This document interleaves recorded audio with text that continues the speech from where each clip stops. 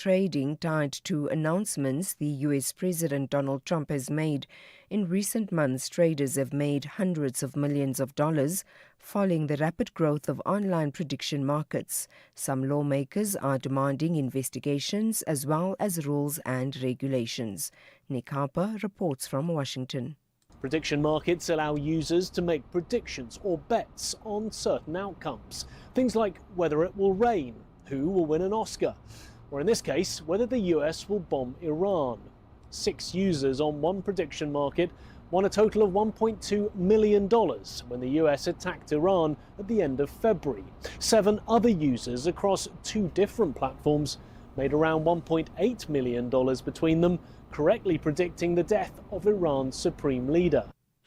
Recapping the top stories, South African Airways will appear before Parliament today to discuss its annual report. This as fresh calls emerge for the airline to be closed or sold. For SAfm News, I am Anne Musa. If we have rights, shouldn't we also have opinions? SAfm, leading the conversations that move us.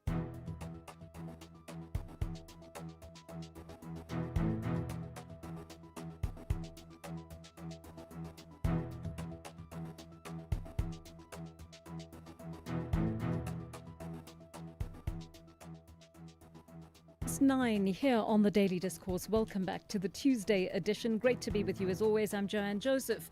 The team is out in force this morning. Ginewe and Melissa producing the show, taking your calls. Amundli doing sound this morning. Zinhle is behind the lens. Great to be with you as always. Remember our contacts on the show because we are about to enter our open line. Our studio line 086 000 2032. Our WhatsApp line 0614 104 107. Keep those voice notes to between 35 and 45 seconds long. You've been doing a very good job of that in recent days. And of course, you can listen to us on all sorts of media. You can listen on the radio. You can listen in on DSTV channel 814. We're also streaming from our website, the SAfm website. You can go to listen live and click there to listen in. You can also watch our live feed coming to you straight from the studio. And that is on X at SAfm Radio, SAfm Radio on our Facebook page as well as on YouTube. So you're welcome to tune in any way you like. Make sure you do tune in though, and make sure you talk to us during the course of the show. It's been lovely to hear from you over the last few days, and we've had some passionate conversations. Let's keep them going today.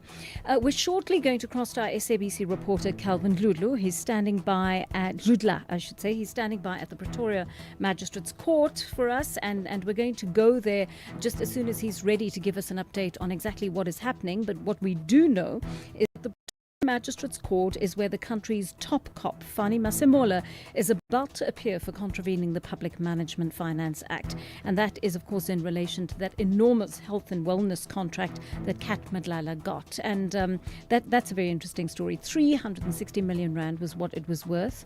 It was essentially to provide these health and wellness services, to various members of the South African Police Service. And so that was a huge contract that is now under the microscope at the Madlanga Commission, and we're starting to see heads already begin to roll as a result of what is coming out at the Madlanga Commission. Of course, that is also starting around 9:30 today. At 11:30, we bring you that daily update on what has happened over the course of the morning, and Gareth Mnisi is back on the stand there today. Now, yesterday, you were really passionate about the RAF story, right? The Road Accident Fund story. So we're bringing it back today. But today, we're going to be slightly more academic and forensic about it. And we're going to try and have a conversation about what it is that has led to the RAF having to pay out anyone who is involved in an accident, just about. So it will obviously be South African citizens we're talking about here, but legal foreigners as well as those who are in the country illegally. All of those groups are going to be included in that. And today we're going to talk through the Supreme Court of Appeal ruling that actually made it possible for that to happen. And we're going to speak to a professor about that a little later on in the show. Also, something really worrying that has come up. Young people are really struggling to enter the property market. And I want to hear from the young people in our audience, or from those of you who have children who may be grown up. They're adults, but they're still living at home with you and not necessarily by choice. But I mean, Kathy ran an interesting story this morning about the fact that middle class people had that psychological amount of 50,000 Rand that they thought was a very comfortable amount of money to live on. And they've been finding in subsequent years that 50,000 Rand just does not stretch the way it used to, right? It does no longer go a long way. And so, she was looking into the implications of that and how it's affecting the middle class, and the fact that many people who fall into that economic class have got to cut back on luxuries and start concentrating on the fundamentals right now. So this story ties in very much with that, because it talks to our young people, right? Remember when you got your first paycheck and you were able to make that contribution, you were either going to buy your parents a house or you were going to buy yourself a starter home. Not possible anymore, the experts are telling us. The cost of living has gone up so radically that young people cannot afford to do that anymore. And if you were someone who was able to do that a few years ago, or if you have a young person in your family who has wanted to do that but is not able to do it anymore because of the cost of property, then please talk to us about it. Tell us what your experience has been of that. We would love to hear from you. And in just a short while, I'm also going to be taking your calls on just about anything that's on your mind. So give us a call. That studio line again, 086 000 2032.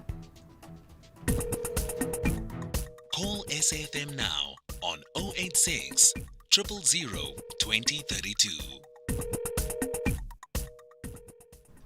All right, 11 minutes past 9 here on the Daily Discourse. Peter in Mtata is on the line to us. Peter, good morning to you. What's on your mind this morning? Morning to the SAfm listeners.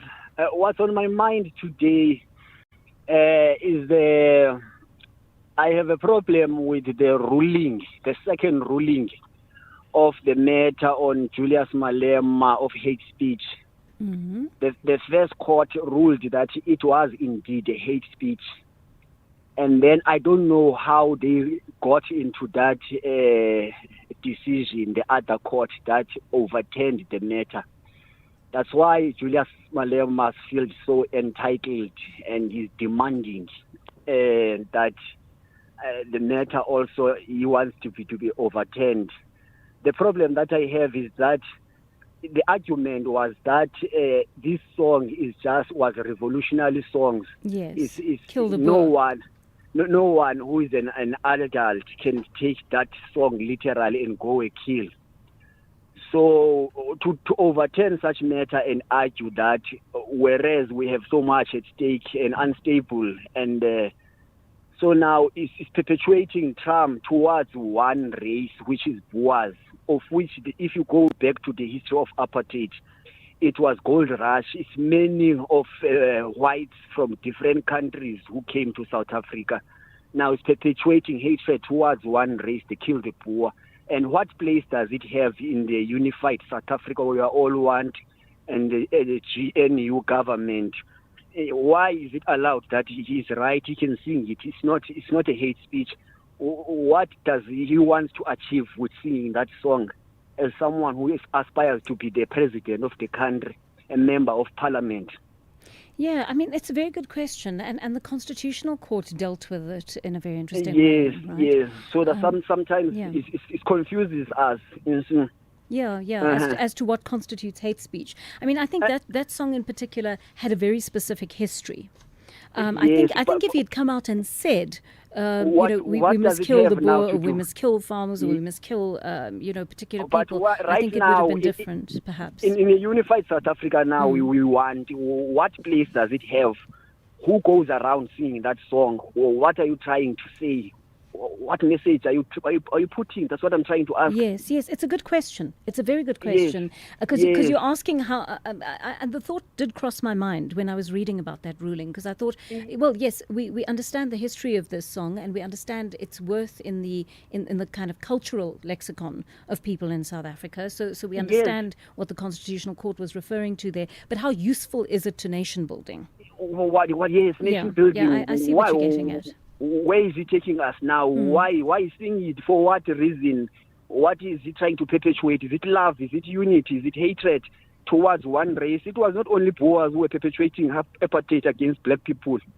True that. It does not have any place. That's a very interesting argument, and I'd like to hear from you on that. If you've had listened to what Peter had to say, Peter doesn't feel that a song like "Kill the Boer," although it is a struggle song, has its place in a modern day democratic South Africa. How do you feel about that? Do you agree with that, or should we keep those songs alive because they're part of our struggle history? Thank you for that, Peter. Lowered in Alberton is back with us today. Lowered, lovely to have you back on the line. What is your thought on the Supreme Court of Appeal ruling on the road accident fund and who exactly it ought to pay out? Yes, Joanne. Thanks a lot for the opportunity, my sister. Sure. May I please preface my comment? I won't be long, I'll be brief. Let me preface my comment with this quote. History has shown us in every corner of the world, time and again, that protests are the result of feelings like fear, frustration, and helplessness. That was the academic from the U.S. called Nicole Roberts, referring to is a professor in behavioral sciences. You know, the judgment by the Supreme Court of Appeal, it left someone like me so confused because the question that I'm having, Joanne, did the SCA consider the Immigration Act legislation pertaining the illegal immigrants while ruling on that judgment? Yeah. Which absorbed, which sought to absorb the illegal immigrants in the instituting of claims when it comes to REF, in terms of that REF Act 17, subsection 1 of that Act. You know, our courts, to me, they must interpret the legislation to the understanding of the general public. We must not be left confused, because in this instance, we are left confused. But Yes. perhaps the Constitutional Court, which is the apex court, might see this matter differently, because we cannot absorb illegal immigrants in our resources, especially the tax. Right. 18 billion rand is a lot of money, Joanne. So this matter, it has to be escalated to the Constitutional Court, because I think the SCA erred on this judgment. It cannot be like this. All right. So this is a very interesting question that you're raising, and I'm hoping, Lowered, this is going to come through, that some of the issues you're talking about and the questions you're asking can be, can be explained. We're speaking after 10 o'clock to Professor Henny Klopper, who is he's an emeritus professor at the University of Pretoria, and he's a legal practitioner who's dealt very closely with issues around the RAF. And so I'd urge you to listen in. But what I understand, first of all, is that there doesn't seem to be a prospect of success in the Constitutional Court, which is why it appears that the RAF has just left it there at the Supreme Court of Appeal, and they're not taking it any further. Secondly, it was kind of a technical ruling, so it came out of the wording of that act, in which the phrase "any person" is used, and any person, then the court had to interpret it. And they interpreted it as meaning any person within the borders of South Africa. That's how it came about. So that is one of the issues. And you've asked a very good question about immigration law. They did look at immigration law because that was one of the arguments that the RAF put forward when it challenged this decision that was made in the High Court at first. And apparently that immigration law was actually trumped by this phrase, any person. And so that is where it leaves us. But of course, we are going to be having that conversation. Thank you for raising those brilliant questions. We're going to be exploring them in just a short while on the show after 10 o'clock. So you'll get a full rundown of exactly what was in that ruling, so that you have an idea of how the judges came to that decision. One of you has commented, well, a few of you have commented actually on the on our WhatsApp line, and I'm going to play some of your voice notes now. One of you speaking about the Dubulai Bunu song, "Kill the Boer," that was raised a little bit earlier on. One of our earlier callers saying to us he doesn't think that this should be a song sung post-democracy.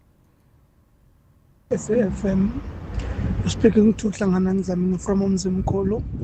What has come to the song of that Malema song? Yeah, that song is, in fact, it won't help us about that song. That song is taking us back. So according to me, it's better to the Constitution to stop anyone to sing that song. That song is not right anymore. That song won't help us as a South Africa. We are united now. Malema want to take us back. No, that is not right. From Hlanganani Mzimkhulu. There's something new happening on SABC2. Fresh stories, bold moves, it's just a whole new vibe. And I'm part of that vibe in Pimville. My name is Jesse Suntele, and you can catch me Monday to Friday at 9 p.m. Live in every beat, the pulse of SA.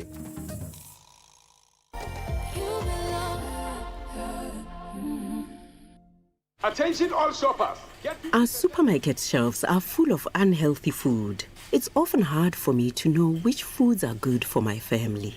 The information on packaged food is complicated and hard to understand. I wish we had easy-to-understand warning labels on foods high in salt, sugar, and saturated fat. We have the right to know what's in our food. Support front-of-package warning labels on unhealthy packaged foods. Sign the petition on heala.org. That's HEALA.org.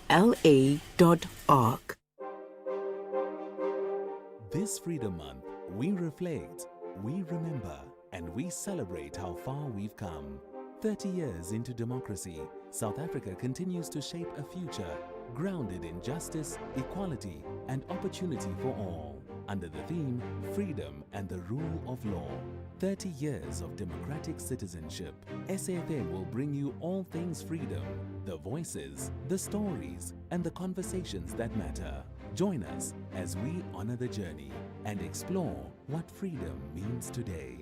SAfm, leading the conversations that move us. Call SAfm now on 086 000 2032.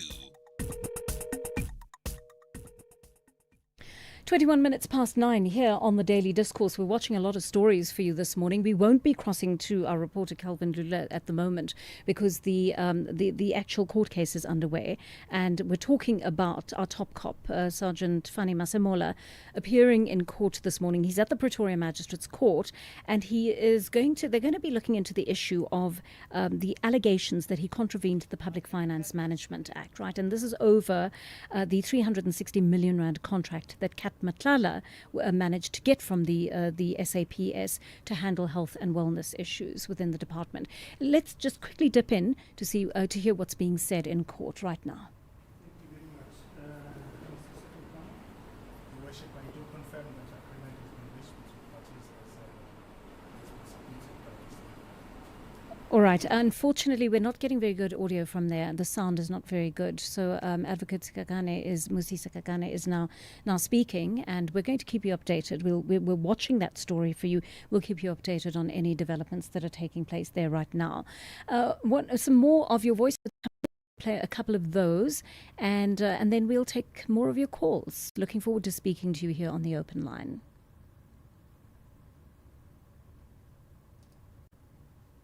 Hi, I believe that song should still be sung because the struggle is far from over. Our people still live in bondage. So it doesn't mean you are going to go and kill someone. It reminds us that the struggle is not over. Molo Joanne, mandiphendule lo mfo ngoku se-early, this one who's complaining about the song Kill the Boer, Kill the Farmer. You see, I'm 56 years old now. We were born. This song was already there when we were born. You understand? There's no way that this is a struggle song. It's got nothing to do with people dying. It's got nothing to do. There's these black people who are selling us. It's wrong because you want to terminate this song. How many more songs that are you going to do to terminate? No, man. Making me sick. I love how passionate you are about these issues. Keep them coming. Keep those voice notes coming on our WhatsApp line. Let's take some of your calls now. We were speaking about the cost of living, and Parks in Cape Town is on the line to us. Parks, good morning. What are your thoughts on this? Good morning, Joanne. Trust you all this morning. Joanne, it is true that the cost of living has rapidly gone up, and it's not just, the new emerging middle class, which is the youth that has just started the job market, but it's people that have been existing as well in the job market that are also feeling the pinch, and then you factor in all of the economic factors, push factors such as, we've technically been in an ongoing recession from COVID up until these geopolitical wars that are taking place that affect us. But we also need to be cognizant of the fact that, as a country, as our economy does not seem to have a stimulation where it grows to a point where the cost of living can get some alleviation or relief, because we've moved from being a country that once had an economy that was able to create employment in the sectors of manufacturing and processing. And the sad reality is that a lot of companies that are investing in these countries, they want their investments to be on their own terms. Now, that creates a situation where the labor force that gets into those companies have to abide by a lot of, I would say, policies that are enforced or imposed by those companies. Just to take an example, you get companies like those that are in your Amazon and in those industries and your tech companies.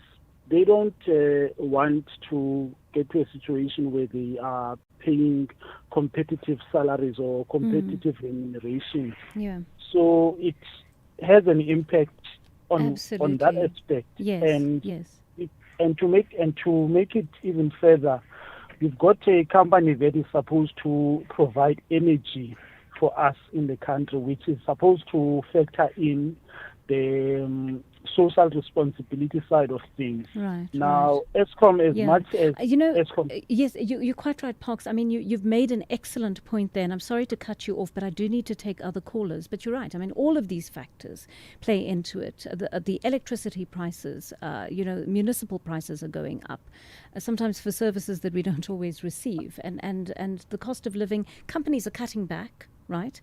Everyone is feeling the pinch, and as a result, anyone who has a job these days is not necessarily earning what they ought to.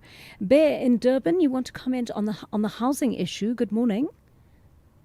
Hi, good morning. How are you? And good morning to you and your listeners. I'd just like to make a comment. The difficult thing about people, I'm 37 now and I'm trying to make my way in life. And I think the hardest thing for us is, apart from the fact that other countries have things like rent control and things where they've recognized that there's a social need for support for people who are coming up in the world to have things regulated. There is nothing like that in South Africa. And apart from that, we have a huge influx of people from South Africa doing things like remote work. But the upstart for that, compared to the people that were our parents' age, we have to invest in a lot of money and a lot of infrastructure and a lot of digital infrastructure in particular in order to cope and just survive in this world. But without rent control, we have to provide, if we want to rent a place. Obviously, we have to have a job and we have to have some way of paying for the place, and we have to have some sort of surety, which is all sort of recognizable and fine. But where do we get that surety from? I mean, we don't have property, we don't have assets. Yeah. Then there's absolutely no government assistance at this point to assist us. So I don't know what South Africa is doing to match other countries like America, where they have rent control, and the UK where they have rent control, and it allows us to be stable. Unless they do that, there's very, very little we can do. That's actually that's a very important point that you make there, Bear. And I think I'm going to raise that with the expert we're speaking to later. We've actually got two experts we're speaking to: a real estate expert, and we're speaking to the chief economist at the Competition Commission. And I think that's a very good question for me to ask him about the issue of rent control, because I think, how do you get started as a young person in South Africa? You don't. You don't. It's absolutely right? horrendous. Yeah. People have absolute carte blanche to charge whatever they want, and you can't really argue with them. No, There's that's nothing to say, listen, you're in this particular area, and then you have to charge a particular price. Yes. Thank you for that, Bear. I think that's a very valid point that you make, and it's one of the issues that we definitely are going to discuss a little bit later on in the program. So follow that. If you'd like to know about more about this issue of young South Africans being excluded from the property market, just as they get those first jobs, want to buy a starter home that is out of the reach of so many of them. We'll continue that conversation a little bit later on here on the Daily Discourse. Let's get your latest news headlines. Good morning. Thanks, Joanne. In the headlines, the Pretoria Magistrates Court has started to hear the case of the National Police Commissioner, Fani Masemola. He's facing charges related to the violation of the Public Finance Management Act in relation to the 360 million rand irregular tender the SAPS awarded to Medicare 24, a company linked to alleged crime kingpin Vuzimuzi Cat Matlala. National carrier South African Airways will appear before Parliament today to discuss its annual report. This as fresh calls emerge for the airline to be closed or sold. And there's a day to go before the ceasefire between the US and Iran expires. But it's still unclear whether peace talks in Pakistan will go ahead. Tehran has not confirmed whether it will send a delegation, while reports say the US Vice President J.D. Vance, who will lead the American negotiators, is yet to leave Washington. I'll have details on these and other stories at 10.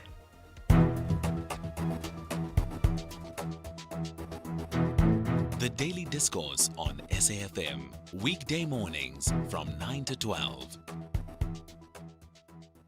All right, 9:31 here on the Daily Discourse with me, Joanne Joseph. We're following the top stories of the day for you and bringing you a lot of analysis on the wider issues as well.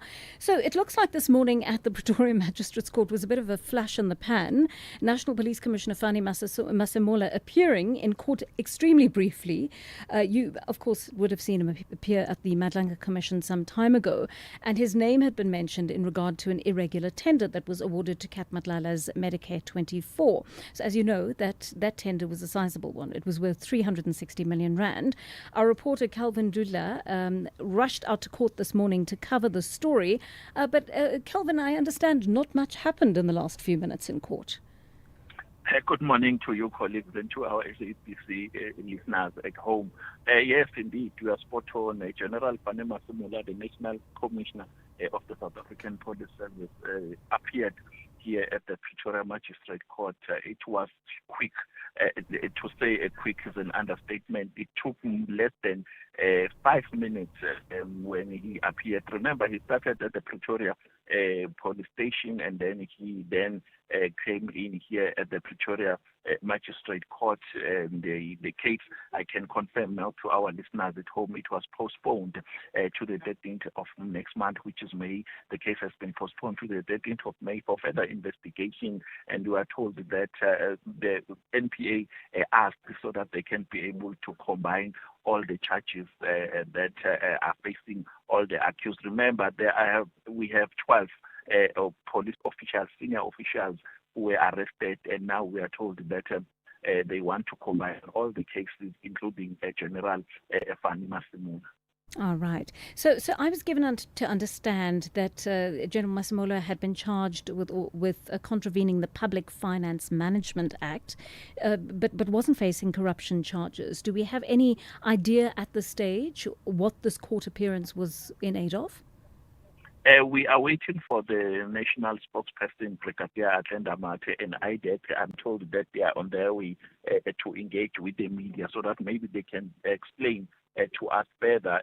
Henry from IDEC did confirm that he will be able to engage with the media after court proceedings as they normally do. That is when we will be able to hear if there were any other charges against the National Commissioner of the South African Police Service, Fanema Simula. I can tell you now, I can see some of the members of the South African Police Service, including Brigadier Brendam Ridley from provincial Gauteng, and all of them are getting out. So maybe in no time, General Fanema Simula and legal representative Moses Kakane SC will be able to come up. So we are waiting for IDEC so that maybe they can explain more on the charges that are being faced by the National Commissioner. All right. I just want you to tell us a little bit about this Medicare 24 contract that Kat Matlala's company got and what it was for, because that appears to be quite an important connection to the reason that the General did appear in court this morning and will once again appear on the 13th. Yeah, this was a controversial tender. Remember, it was a dodgy tender that was awarded to Matlala's company.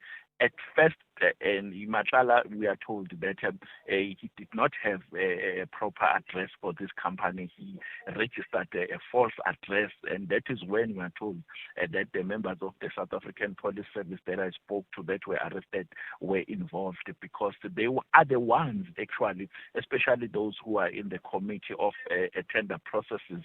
They are the ones who assisted Matlala. The tender were 360 million rands. For him, it was to offer services, health care services to the members of the South African Police Service, including screening and maybe testing them when it comes to their health. But we now know that that company did not exist. Instead, Matlala tried to have subcontractors, Joanne, and that is when some of the officials started to flag it, and that is when General Fanema Simula got involved, and we are told that he had to withdraw the tender and he had to cancel it. But unfortunately, we are told that 50 million rands was used already. So that is how he found himself in this matter. But we will hear from their legal representative as to what exactly is he being charged for. But for our listeners' sake, rather, the tender was for a screening tender that costed the department 360 million rand, and the 50 million rand was already used, Joanne. Thank you so much for that. Calvin Dludla, our SABC reporter, covering that story for us. It was a very, very quick appearance. Calvin tells us it was less than 5 minutes, really. The National Police Commissioner, Fanema Simula, now having exited that court. We saw him speaking to reporters just a short while ago on the SABC newsfeed. And it appears that as quickly as it began, it's all over. But he will appear in court again on the 13th of May. The case has been postponed for further investigation. Call SAfm now on 086 000 2032. Right, we're heading for 20 minutes to 10 here on SAfm on the Daily Discourse. Sipho from Cape Town is on the line to us. Sipho, you've been thinking about the RAF matter. What's on your mind?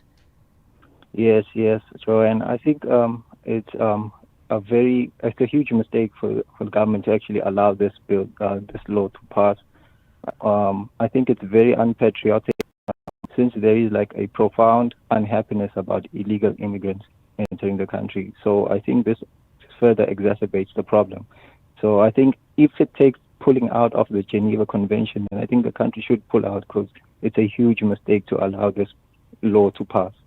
You know, it's an interesting thing. It's, as I said, it's around the wording of the law. So I wonder, one of the questions that I'm going to ask our expert later is, if we want to change the wording of the law, how we go about doing that. Because, and clearly it would probably need to go to Parliament. I'm saying this off the top of my head, but Parliament is where the laws are made, right? So to my mind, it would need to go back to Parliament to be revisited and reworded if we are really determined that we cannot go ahead and provide the service to anyone.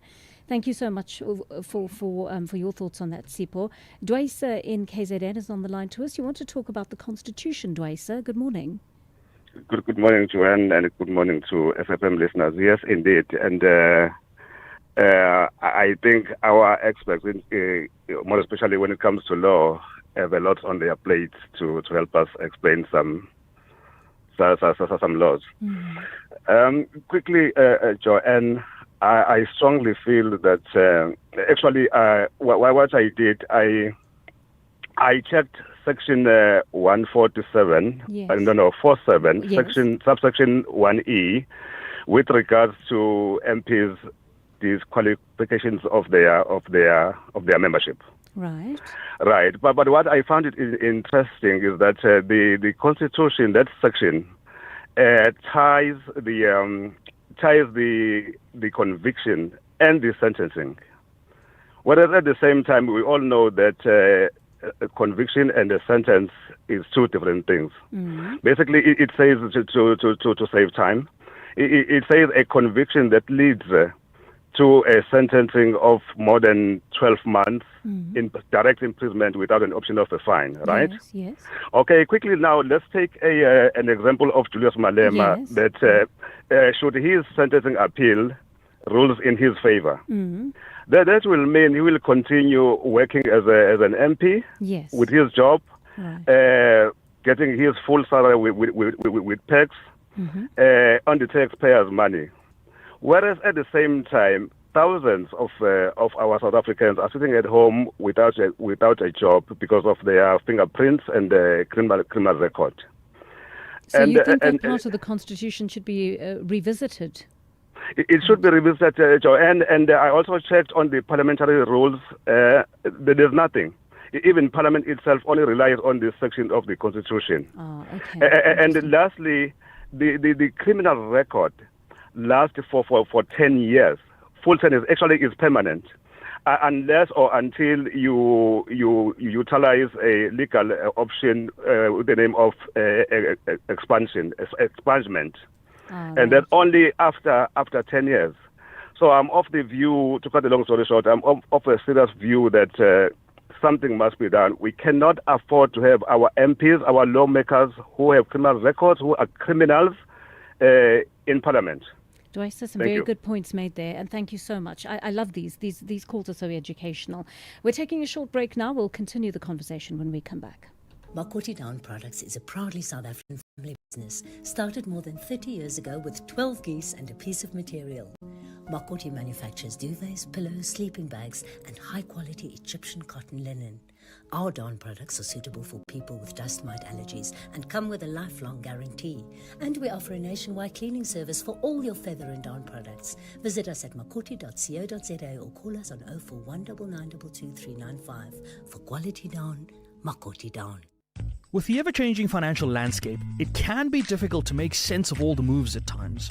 Join me, Jimmy Moyaha, on the SAfm Market Update with MoneyWeb, Mondays to Thursdays, 6 to 7 p.m, as we break down the key market trends, top financial stories, and smart investment insights, all in one place.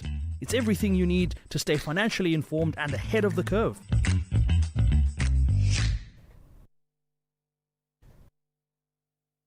Top Billing is back, and it's more spectacular than ever. Join them as they reopen the doors to South Africa's most iconic lifestyle show. From breathtaking homes and world-class travel to the people shaping culture and success, this is where it all comes together. Mark your calendar. The all-new season of Top Billing premieres on S3 Thursday the 30th of April at 7 p.m. You can also stream it live on SABC Plus, available on all app stores. Top Billing is back on S3. Open up. The Daily Discourse. More than talk, real understanding.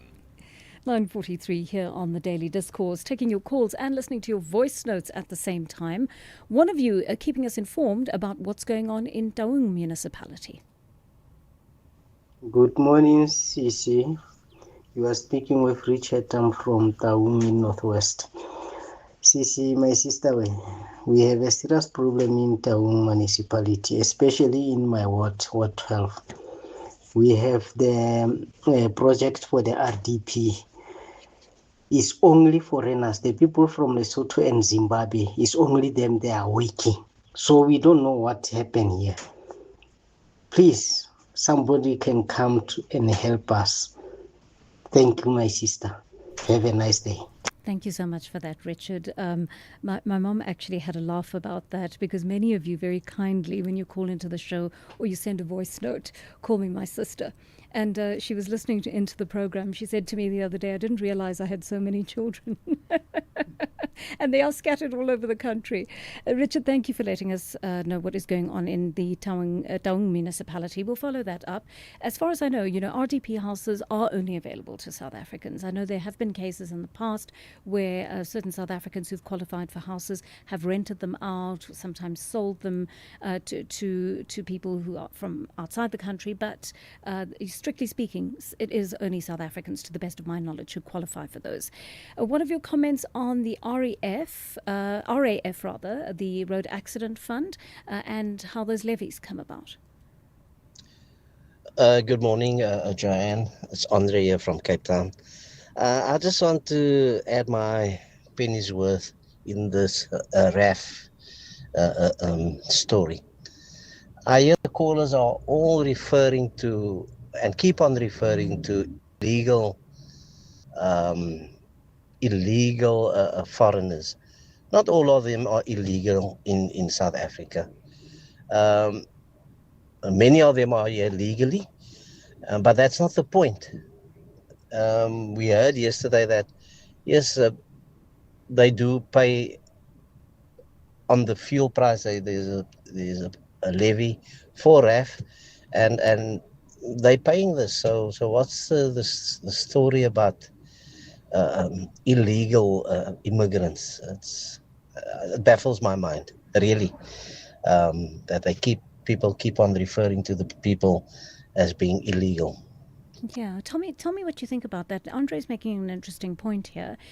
He's referring to the fuel levy, and we know that the proceeds of part of the fuel levy actually go towards the Road Accident Fund. They fund that, right? And they fund the compensations that are given to various people. So my question to you, based on what Andre has just had to say, is: should everyone who participates in contributing towards the fuel levy not be entitled to benefit from it? And why I'm asking this is because we do that in all sorts of ways. For those of us who own vehicles, we will pull up at a petrol station, we will fill our car or whatever vehicle we're in, and we will be contributing towards the RAF through the fuel levy that we pay.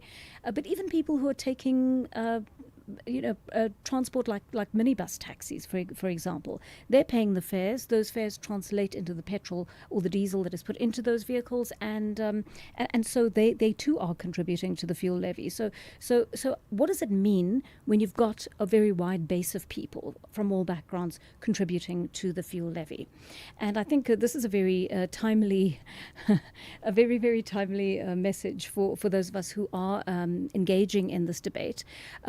This person talks about being able to have robust conversations, but doing it respectfully. Good morning, Joanne and the SAfm listeners. I would like to respond to an earlier caller who said people are making him sick. The truth is, people like you say, who are making us sick? The notion that black people think the same is wrong. This herd mentality attitude is what's killing our country. I have different opinions. I don't like the song, and I'm entitled to that. Matt Morano, Lebohumo, I thank you. Yeah, thanks so much for that, Matt. And I agree. We should all be able to have this conversation in a very civil manner, putting our arguments forward and having lively debates around this. This is the sign of a thriving democracy, and that's what we need. Joanne, SAfm Radio, good morning. The last caller hit it on the head. One of you says on our WhatsApp line, we can't allow law to apply to other people and leave other people as special, those who are in Parliament, especially those who are in Parliament. If you have a criminal record, even to parliamentarians it must apply. Please call us. Is either parliamentary speaker or whoever, so that when they hear them, they're going to amend this issue, and that is from Wade. So Wade, thank you for that. I see what you're trying to say, that we actually, no matter who you are, you need to actually be able to take a stand as a South African, saying, I do not want people convicted of crimes in my parliament. That is, the people breaking the law are also making the law, right? That is essentially what happens when we have people who've been convicted of crimes in Parliament. And I mean, I don't quite know how to feel about this, because you may look at people like Gayton McKenzie, our Minister and of Arts and Culture, Sports, Arts and Culture, and you might say, well, yes, he was a convicted criminal, but he paid his dues and he's turned over a new leaf, and or many people believe he's turned over a new leaf, and so he ought to be given the chance, after being reformed and rehabilitated, to be a part of our parliament. In that way, as a thriving democracy, we give everybody a chance. But then there are others who say, no, actually, if you've been convicted of a crime, you don't deserve to be there. You shouldn't be making the law if you have broken the law. Let's take some more calls. Dumile is thinking about the Malema issue. Dumile from Kugompo. Good morning to you, Dumile. Joanne, I'll try to be quick. I wanted to assist the guy who was saying the song Kill the Poor, Kill the Farmer. I think Mr. Thabo Mbeki did clarify this issue in the commission, that the song was never meant for people to, after they sang that they go and kill poor and farmers. But it was mainly to deal with the attitude or psychology of superiority that white people thought they have over black people. And that psychology still exists if you consider the fact that we still have an Orania now, where we have a group of people in the midst of democracy that they've chosen. They want to have an enclave where no other race can go in but only them.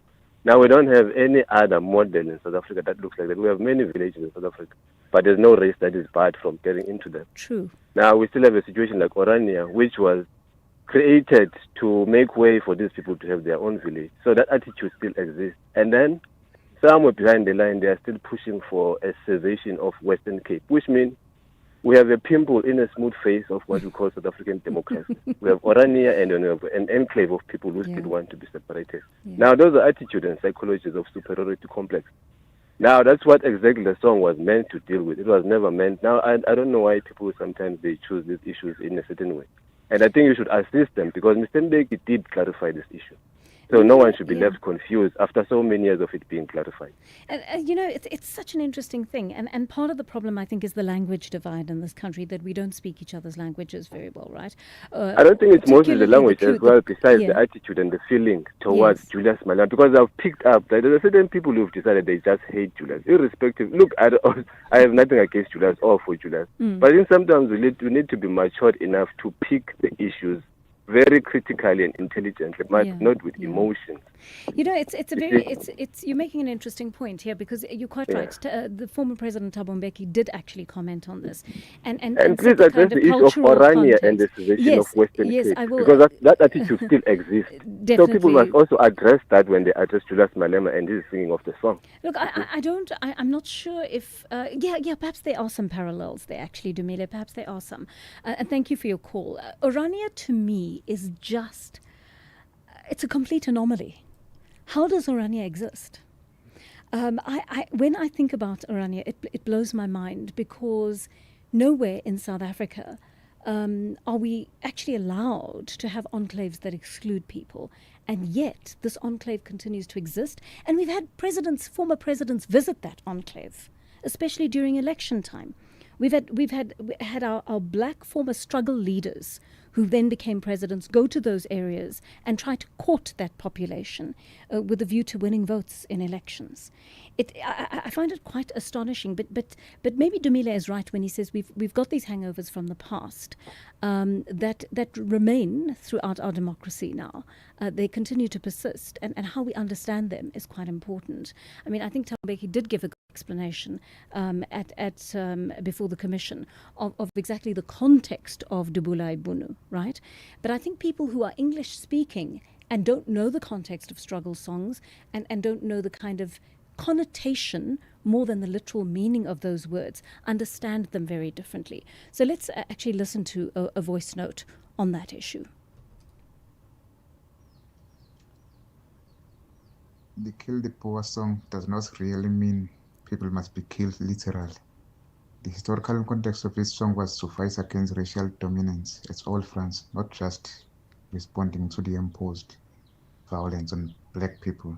Today, if you assess the economic patterns of this country, you will notice that racial dominance is still there and it must be killed for all of us to live in harmony. Thank you. This is Tulasi from Potchefstroom. Thank you for that, Tilasizwe. One of you says, good morning, Joanne. The issue about the Kill the Boer song. These songs should be kept so future generations can know where we come from. It is worrying that our people can want our history written off, just like the colonizers did with our history before colonialism. Taking a call from Ronald in Polokwane. You've been very patient, Ronald. Thank you for waiting. What are your thoughts on corruption? Yeah, greetings to you and the SAfm listeners. Corruption, I'm in the Molomole area, basically. And recently there's been this corruption case that's been going on. And I just want to put it on these institutions like your banks, your car dealerships, and so forth. Because those institutions are not being checked. Because initially, I remember it used to be like the bank should flag at least a certain amount of monies that are flowing into people's accounts to SARS or SIU for investigation and so forth. So banks are not even mentioned in everything else that is going on in the country. Especially we can hear from the issues of CFOs of municipalities being arrested. But as the banks, why are they not being held accountable? Interesting question. Yes, Ronald, so thank you. Thank you for that. Yeah. Also, just a little bit. Also, yes, just very quickly, Ronald.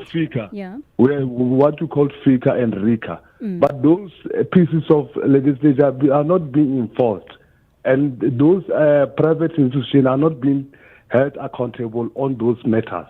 If those were held accountable, then the illicit flow of money could have been tracked. Oh, Ronald, it looks like we've lost our line to you. Apologies for that. I'm going to take another call. Mastermind in Mpumalanga. Mastermind, good morning to you. Good morning to you, Joanne, and good morning to the SA listeners as well. Tell me what's on your mind. What's on your mastermind? Yeah, my mind is this song. This is currently busy on the talks. Mm-hmm. You see, this song, Joanne, it's fine. It's good song. We know the history of the song. Mm-hmm. But now we are in the democracy. We are in the place where we're trying to rebuild our nation to come together. Now, if you remember correctly, to Dr. Baba Nelson Mandela, all people have agreed that we will come together, we will sit, we will trying to reconcile for the wounds that has been happening during the apartheid time. Everybody has agreed that we will come together. But nowadays you see other leaders, such as Malema for this song. Malema is a good leader. One of your listeners has told you that he's supposed to make his organization become stronger. But how can it become stronger, Joanne, if you are still other people on your organization, you don't want them? And this thing is bringing not only to the organization of EFF, but to the whole nation of South Africa, that we must be trying to escalate each other.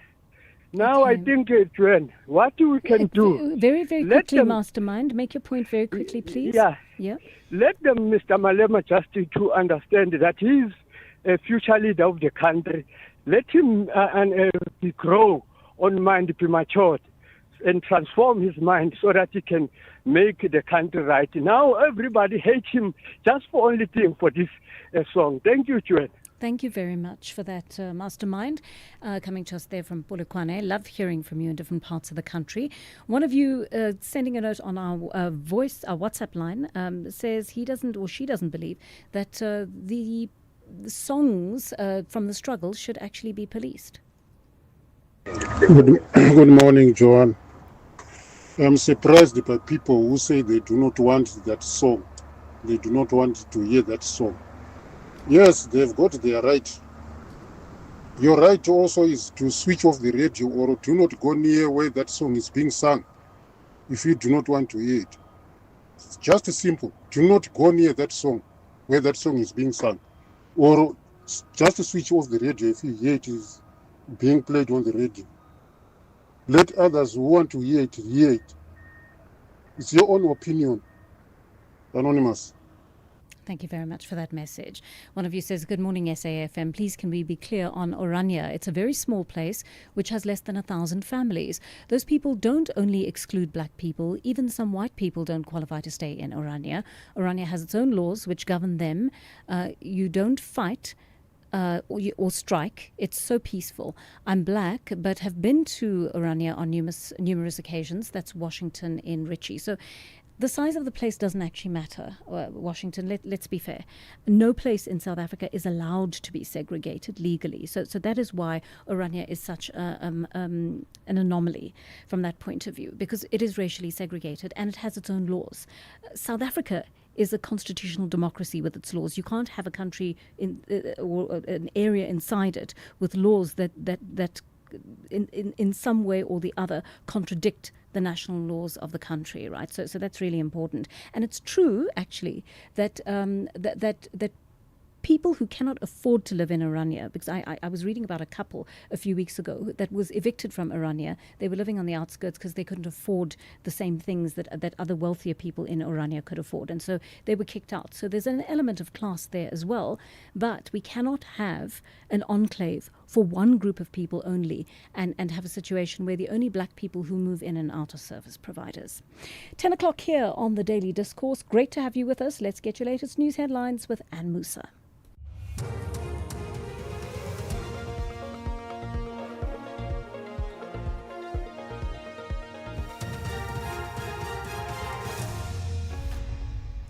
Thanks, Joanne. In our top stories, Masimula's case postponed and unclear if Iran and US will resume peace talks. Good morning.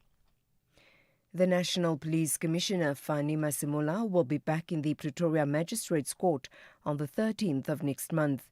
15 other accused will also appear on that day. Masimula, who appeared in court this morning, is facing charges related to violating the Public Finance Management Act. This follows the SAPS awarding of a 360 million rand tender to a company that belongs to alleged criminal kingpin Fuzimuzikat Matlala. National Police spokesperson Athlinda Mate. Today marks a defining moment not only for the National Commissioner but also for the SAPS. The mere fact that you have the National Commissioner appearing in court on allegations of contravention of the PFMA Act, it is a moment of truth. You know, it is a test to our institutional integrity, our commitment to accountability, and our unwavering respect for the rule of law. Meanwhile, the Activists and Citizens Forum spokesperson, Dennis Bloem, says Masimula's court appearance demonstrates that no one is above the law. It is a very good thing for South Africa to show that nobody is above the law. Anyone who thinks that he or she can break the law will be arrested and be prosecuted. That is what we are saying. It is a very good thing for South Africa. National carrier South African Airways will appear before Parliament today to discuss its annual report. This as fresh calls emerge for the airline to be closed or sold. In February, the airline released its results for the 2024-2025 financial year, which showed a 155 million rand net profit. However, economist Dawie Rood has questioned the low profitability. He has called on members of Parliament to grill the airline's executives to get to the bottom of the matter. So what they're telling us and what is really going on, I'm not so sure that the two are the same thing.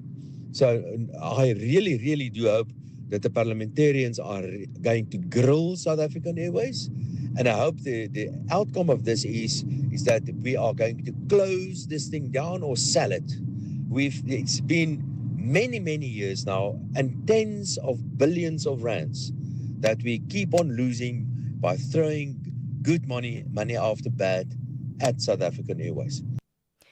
Humanitarian aid organization Gift of the Givers says it has distributed 5,000 hot meals and 2,000 blankets and hygiene packs to people that floods have affected across the Western Cape. This includes residents of 13 informal settlements. The floods follow heavy rainfall at the weekend. Many homes have been destroyed. Gift of the Givers spokesperson Ali Sablé. As mop-up operations continue, Gift of the Givers teams are on the ground supporting affected communities with critical humanitarian aid. Today, we are expanding our efforts to reach additional informal settlements and flood-affected areas across the Western Cape. And finally, there's a day to go before the ceasefire between the US and Iran expires, but it's still unclear whether peace talks in Pakistan will go ahead. Tehran has not confirmed whether it will send a delegation, while reports say the US Vice President, J.D. Vance, who will lead the American negotiators, is yet to leave Washington. US President Donald Trump says he won't lift a blockade of Iranian ports until a deal is reached. But Iran's chief negotiator, Mohammad Khalibaf, says he will not accept talks under the shadow of threats. The BBC's Azadeh Mashiri has the details. That is likely referring to the Strait of Hormuz, that vital shipping lane where 20% of the world oil and liquefied natural gas passes through, that's been under this blockade by Iran. The United States is now trying to counter that with its own blockade on Iranian ports, but it's unclear how effective that has been. And it's clear that there is that stumbling block, that is how to address the future of the Strait of Hormuz and whether Iran will achieve what it says it wants, long-term control of that vital shipping lane. Recapping the top story, the National Police Commissioner Fani Masemola will be back in the Pretoria Magistrates Court on the 13th of next month. 15 other accused will also appear on that day.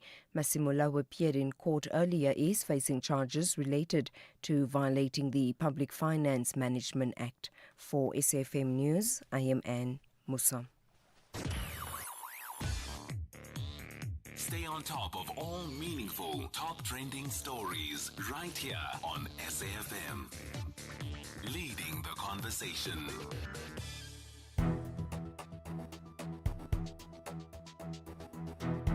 The Daily Discourse on SAfm. Weekday mornings from 9 to 12. 6 minutes past 10 here on the Daily Discourse. Thank you for being with us in our second hour of the show here on SAfm. I'm Joanne Joseph. We're having an important conversation in this hour to start off with. Well, actually, we're having two important conversations. One of them has to do with the issue of the RAF. You raised it very passionately yesterday. We've come back today with a little bit more information and an expert to tell you about the Road Accident Fund, how all of this has come to the conclusion that essentially the RAF is going to pay everyone out if they have been involved in an accident and can prove it, no matter whether they're South African citizens, whether they are legally in the country or illegally in the country. So we'll have that conversation with an expert in just a short while. And then we're also talking about something that happened on the weekend, and it had so many echoes over the following days. It actually happened on Sunday, a road rage incident that took place in Emmarentia, Johannesburg, and resulted in the death of a man by shooting. It looks as though a couple got into an altercation with a man who was driving. Guns were brought out and shots were fired. The wife in the incident was injured, and the husband unfortunately died. And of course, what to me is one of the most disturbing aspects of this is that the children witnessed. They were in the car and they witnessed what happened. They watched their father die. And if you hear the cries of those children, I just warn you that if you are going to watch that video that is circulating on social media, it could be very upsetting for you, because to see those children wail when they discover that their father has been shot and that he's dying or he has just died, I mean, it really is a horrific thing to watch. So we're going to have a conversation about that, and we're going to focus specifically on the proliferation of guns. But I want to hear from you on that issue as well. Are you experiencing increased issues of road rage in South Africa? How do you respond to it? And do you see a proliferation of guns that is making the situation even worse, because we know that people have got to go through a process when they get a firearm. They've got to be trained to be able to use it. They've got to be licensed to use it. They've got to understand the law and the regulations around it. But how does it happen that after going through that entire process, people who are in possession of guns then pull them out in a state of overwhelming anger and then shoot at each other? It really is quite astonishing. So let's talk about that in the second half of this hour. But I want to get to the story, many of you being up in arms yesterday, about the issue of all foreign nationals, legal and illegal, being allowed to claim from the Road Accident Fund. Now, this came about due to a ruling in the Supreme Court of Appeal this month. The RAF had gone to the Supreme Court to appeal a High Court ruling that said the fund should be able to pay everyone out regardless of their immigration status. So let's find out how the Supreme Court came to its decision. Henny Klopper is an emeritus professor at the University of Pretoria and a legal practitioner at HB Klopper in Pretoria. He joins us now. Prof, good morning to you, and thank you for making the time to speak to us. I'm going to start by ventilating the legal issues first. As I understand it, the RAF CEO issued a directive in 2022 that said if the claimant was a foreigner, they'd have to show proof that they were in the country legally when the accident occurred in order to be paid out. But I understand a group of foreigners then challenged that in the High Court shortly afterwards. Yes, the problem is that the directive of the CEO was not authorized by the Act that he's administering. The source of the liability is found in Section 17(1) of the RAF Act. And that particular section says that any person who has been injured or has suffered damage as a result of another person due to the negligent and unlawful driving of a motor vehicle is entitled to claim from the Road Accident Fund.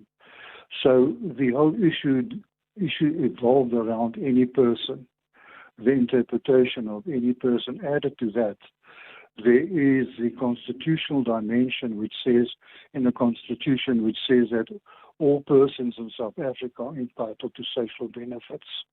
They are not excluded. But what the RAF did, they said, well, the Immigration Act makes them illegal persons, and if they are going to pay these illegal foreigners, they are contravening the Act, and for that reason they're not going to pay. But that argument was rejected by the Supreme Court of Appeal and the High Court, the initial court of everything. Right, Prof. No? Was that because the Supreme Court that made the final decision was looking at the Constitution for its guidance on the issue of social benefits? Fact, it was not in the court. It was the interpretation of the wording of the particular section, which said any person. Right. So there aren't any other indications in the Act which indicates that there's a qualification to the words any person. I see. There's another point as well. The Road Accident Fund made a great issue about foreigners, and it's a very emotional topic in our country at this moment, where people feel that foreigners are invading their space as far as jobs and opportunities and benefits are concerned. And I can understand it, but it's actually a red herring because the RTMC, the Road Traffic Management Corporation's statistics on fatalities show that foreigners make out 2% of all fatalities in South Africa. And then the Minister of Transport explained in an explanatory note at some stage, said that the total amount paid to foreigners is 10% of the total compensation paid to claimants in terms of the Act. And so yes, it's really not a big issue as far as the Road Accident Fund is concerned. What is a big issue is the fact that the Road Accident Fund is faced with an average of 100,000 claims every year, and they've got a staff complement of between 3,000 and 3,500.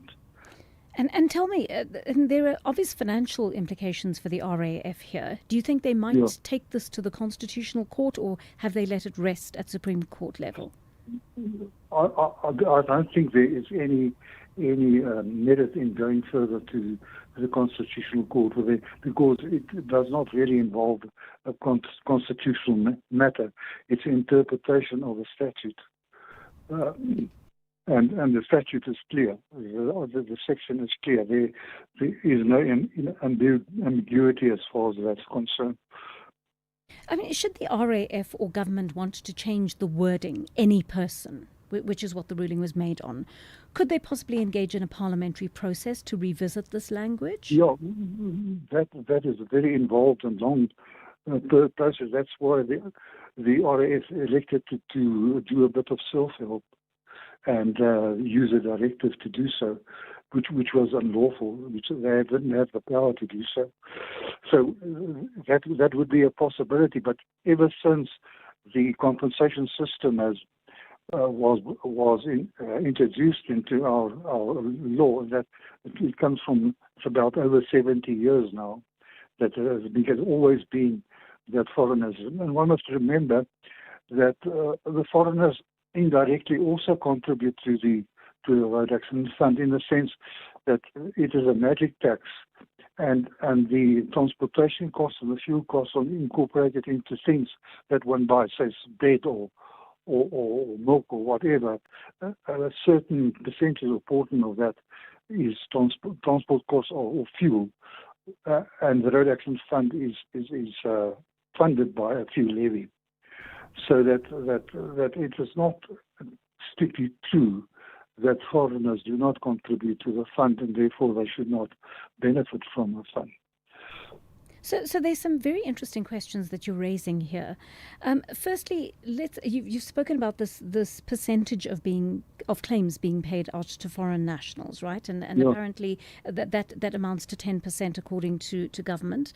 Yeah. But let me ask you, is there a cap on how much people from foreign countries can actually claim from the Road Accident Fund? Yes, the RAF has always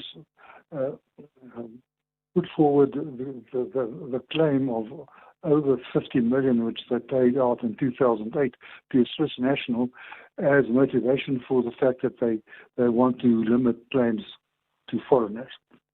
But that was a claim that was more than nearly 20 years ago, and at that stage the act was not as it is now. It was amended in 1998 that the income of a person is capped at a certain level.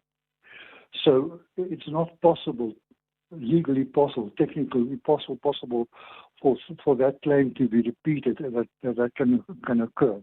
The maximum amount that you can recover from the Road Accident Fund for loss of income or loss of earning capacity, and also for loss of support, is kept at currently around about 40,000 rand a month.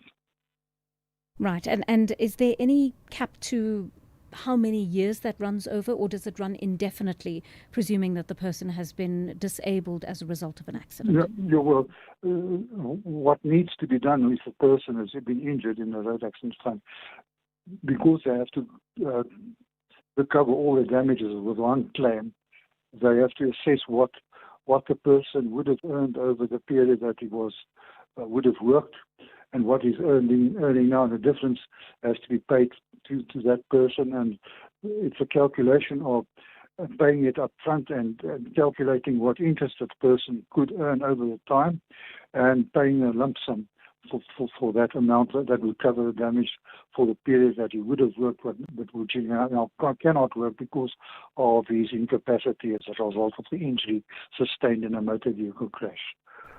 So I have a question, Prof, about this issue of illegal immigrants who might be involved in accidents in this country and might want to claim from the Road Accident Fund. Am I correct in saying that before filing a road accident claim, a foreign national would have to go to a police station, they'd have to report the accident, they'd then have to submit accident reports, medical records and the like?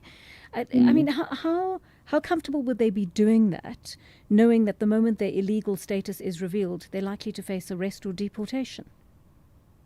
Yeah, well, that's a risk they take, but I don't think it would be a great issue for them. They are subject to that risk continually, even though whether they're involved in the crash or not. And my understanding is also that any money paid out to successful claimants has to be transferred into their bank accounts. So if foreign nationals are illegal and they're not able to open bank accounts into which their compensation can be paid out, how does the RAF guarantee that the money is paid to them? Usually they're represented by attorneys, and I would imagine that a bank account would be arranged for that person in order for them the damages to be paid. So I mean, that's my question. How do you arrange a bank account for someone who doesn't have, the required asylum or refugee papers in this country? That's a practical problem, which I think is an issue that mitigates against payment of them, of the people.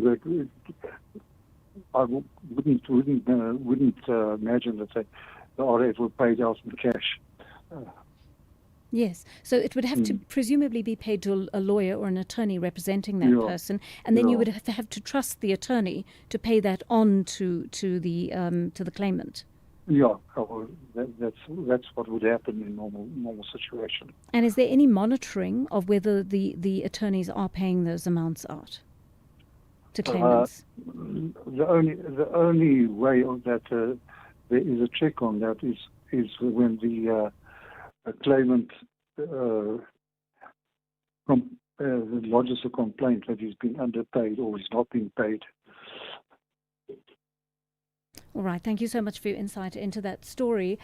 Speaking to us there, Professor Henny Klopper. He is an emeritus professor at the University of Pretoria, legal practitioner at HB Klopper, and he has laid it out for us exactly what the court found. I'll recap some of those findings in just a moment.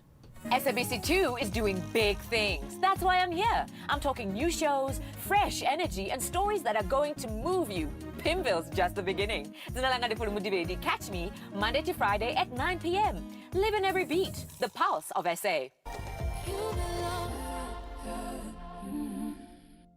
The Northwest Provincial Legislature's Portfolio Committee on Premier and Finance, chaired by Honorable Nathan Oliphant, will conduct public hearings on the Division of Revenue Bill on 24 April 2026 at the Barolombo Mariba Tribal Hall, Tsidilamolomu in the Ngakamudirimolema District, Fall Reefs Hall, Ogni in the Dr. Kenneth Kaunda District, Ipeleche Multipurpose Hall, Swizeraneke in the Dr. Ruth Sohomutsi Mompati District, and the Ketle Municipal Hall in Koster in the Bujanala District. All hearings start at 10. If you are unable to attend in person, you can enjoy the proceedings online via Microsoft Teams by scanning the QR code provided in the advert in newspapers or the legislature's social media pages.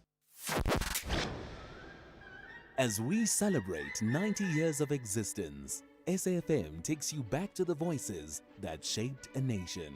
Berea, the home of the four bespectacled Tisson brothers, all of whom work or have worked on the English service, particularly Audio Mix and Radio Today. Watch how the night proceeds towards dawn.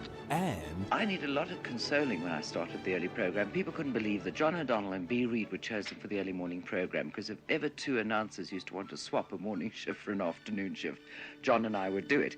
90 years of trusted voices. This is SAfm. You are listening to Joanne Joseph on SAfm. 22 minutes past 10 here on the Daily Discourse. And let's take a call.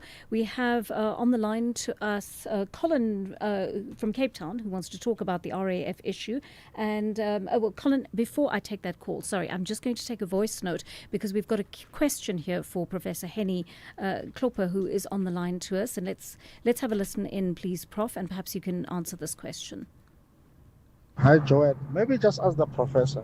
If I pour petrol, say, in Musina, then I go into Zimbabwe, and I've got proof that petrol here, and obviously I've already paid for the levy. Can I claim if I have got just say I've got two kilometers into Zimbabwe, that I get involved in an accident, can I claim because I bought petrol in South Africa? Thanks. Have a lovely morning. Pizza from Pretoria. That's me thinking. Bye. Thank you, Pizza. I think Pizza is pushing his luck there, Prof. But tell me, if he's filled his vehicle at the border and driven over into any other country, is he allowed to claim from the RAF if there's an accident in those countries? The problem that he's faced with is that the RAF Act only operates in the geographical area of the Republic of South Africa. Right. So once you cross the border, the Zimbabwean law is applicable, not our law. All right. Thank you so much for that, Prof. A call from Colin in Cape Town. Colin, thank you for waiting patiently.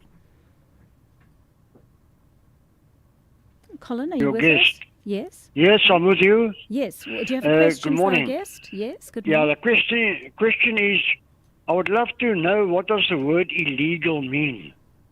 As far as I know, illegal means if you break the law or do anything illegal, it doesn't go with the law of the country. Now, you got illegal immigrants. They are using our petrol stations, they are paying a levy, but the law says they are illegal in a country. So how can one compensate a person that's doing or is illegal in a country? So therefore, what I'm trying to say is now, that illegal person can be topping up his car every day with petrol, but he's doing illegal things. He could be doing anything in this country. So where does it come in that if you do something illegal, you are classed as an illegal immigrant, but you are compensated if something happens to you in this country? All I right. don't understand. That Thank wording you. must be changed. Okay. Bye. Hi, Bye. Colin. Thank you. Professor, I mean, you've covered the reasons the Supreme Court gave for this, but maybe we need to just pay attention here to the issue of illegal immigrants, what it means to be an illegal immigrant by definition. No, that's only in terms of the Immigration Act, which says that a person that from another nationality must have permission to be here. But it does not make all his activities in the country while he's here illegal. It is a technical legislative contravention to be here without being documented. So actually, illegal is not in the sense that it covers his whole being, his whole legal subjectivity. It's only his presence in the country which is illegal. All right. Thank you for that, Prof. That doesn't make all his... The fact that he's not documented does not make all his other actions illegal. Right. Thank you for that. Younger in Cape Town is on the line to us. Hello, Younger. Hi, my sister. Yeah, no, mine, is a comment, with regard to the role of lawyers, in terms of, looting the scheme, literally. And, the former CEO really tried to close the tape, but, the system was harsh on him. But, we thank him, And his last nail on the coffin, it was when he said claimants must claim direct to RAF, to eliminate these, I don't know how can I describe these lawyers. And the sad part is really they don't give, the claimant what to do for them, You find a person, sitting on a wheelchair, got a 2 million rand. And this guy just give him 100,000. So yeah, really lawyers have contributed in collapsing the scheme. I can hear the view of Prof, on that. Thank you so much. Thank you, Younger. It's a great question. And Prof, I think I'm going to extend that into two questions for you very quickly. Firstly, the issue of unscrupulous lawyers. So if there's a payout of R1 million, they end up giving the claimant 300,000 and they make off with 700,000. But also, reported maladministration and wasteful expenditure, things like the way the money of the RAF has been managed in the past. It seems like there are lots of gaps through which money is leaking. Yeah, the whole problem with the Road Accident Fund, I'll take the last point first. The whole problem with the Accident Fund is a question of, firstly, there are too many crashes. The people drive not adhering to the road traffic laws, and that causes crashes. The crashes causes death and injuries, and that exacerbates the amount that the Road Accident Fund has to eventually pay. So that the road safety is actually the core cause of the situation in the road with the Road Accident Fund. There are too many claims, as I said before. There are an average of 100,000 claims against the Road Accident Fund, and the average claim is about 283,000 rand per claim.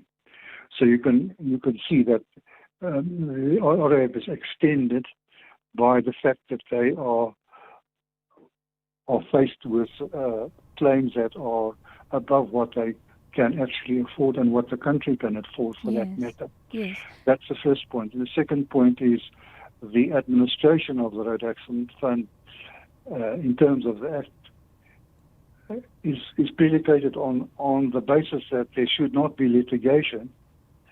The RAF is supposed to settle that amount with the claimant as soon as possible within a period of, as envisaged by the legislature, 180 days. Right. Quick comment on the lawyers, please, Prof. That does not occur. So what happens is that the claimants are actually forced by the fact that the Road Accident Fund is not administering the claims as they should to enforce their claims against the road. And the only way of doing that is suing the Road Accident Fund, and for that you need the services of a lawyer. Right. So the chain reaction, there are too many claims. Because there are too many claims, the Road Accident Fund is not in a position to deal with the claims as they should, and that gives rise to the fact that they are sued. So that many of the claims end up in court.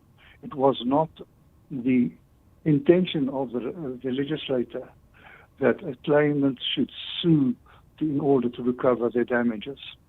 It is the intention of the legislator that it should be paid at a stage where even before a person is in need of consulting with a lawyer.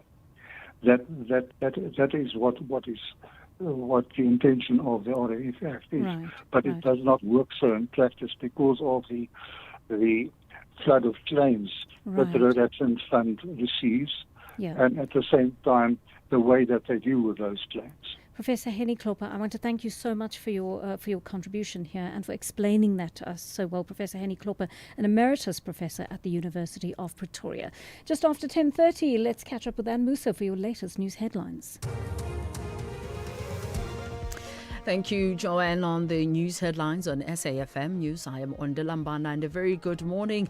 The suspended Tshwane Chief Financial Officer Gareth Mnisi is being grilled over his alleged tender manipulation at the Madlanga Commission of Inquiry in Pretoria.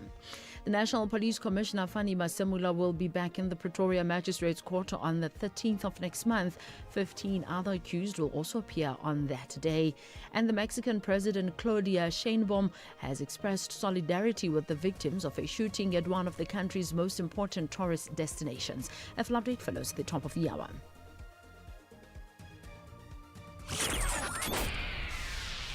The Daily Discourse. More than talk, real understanding.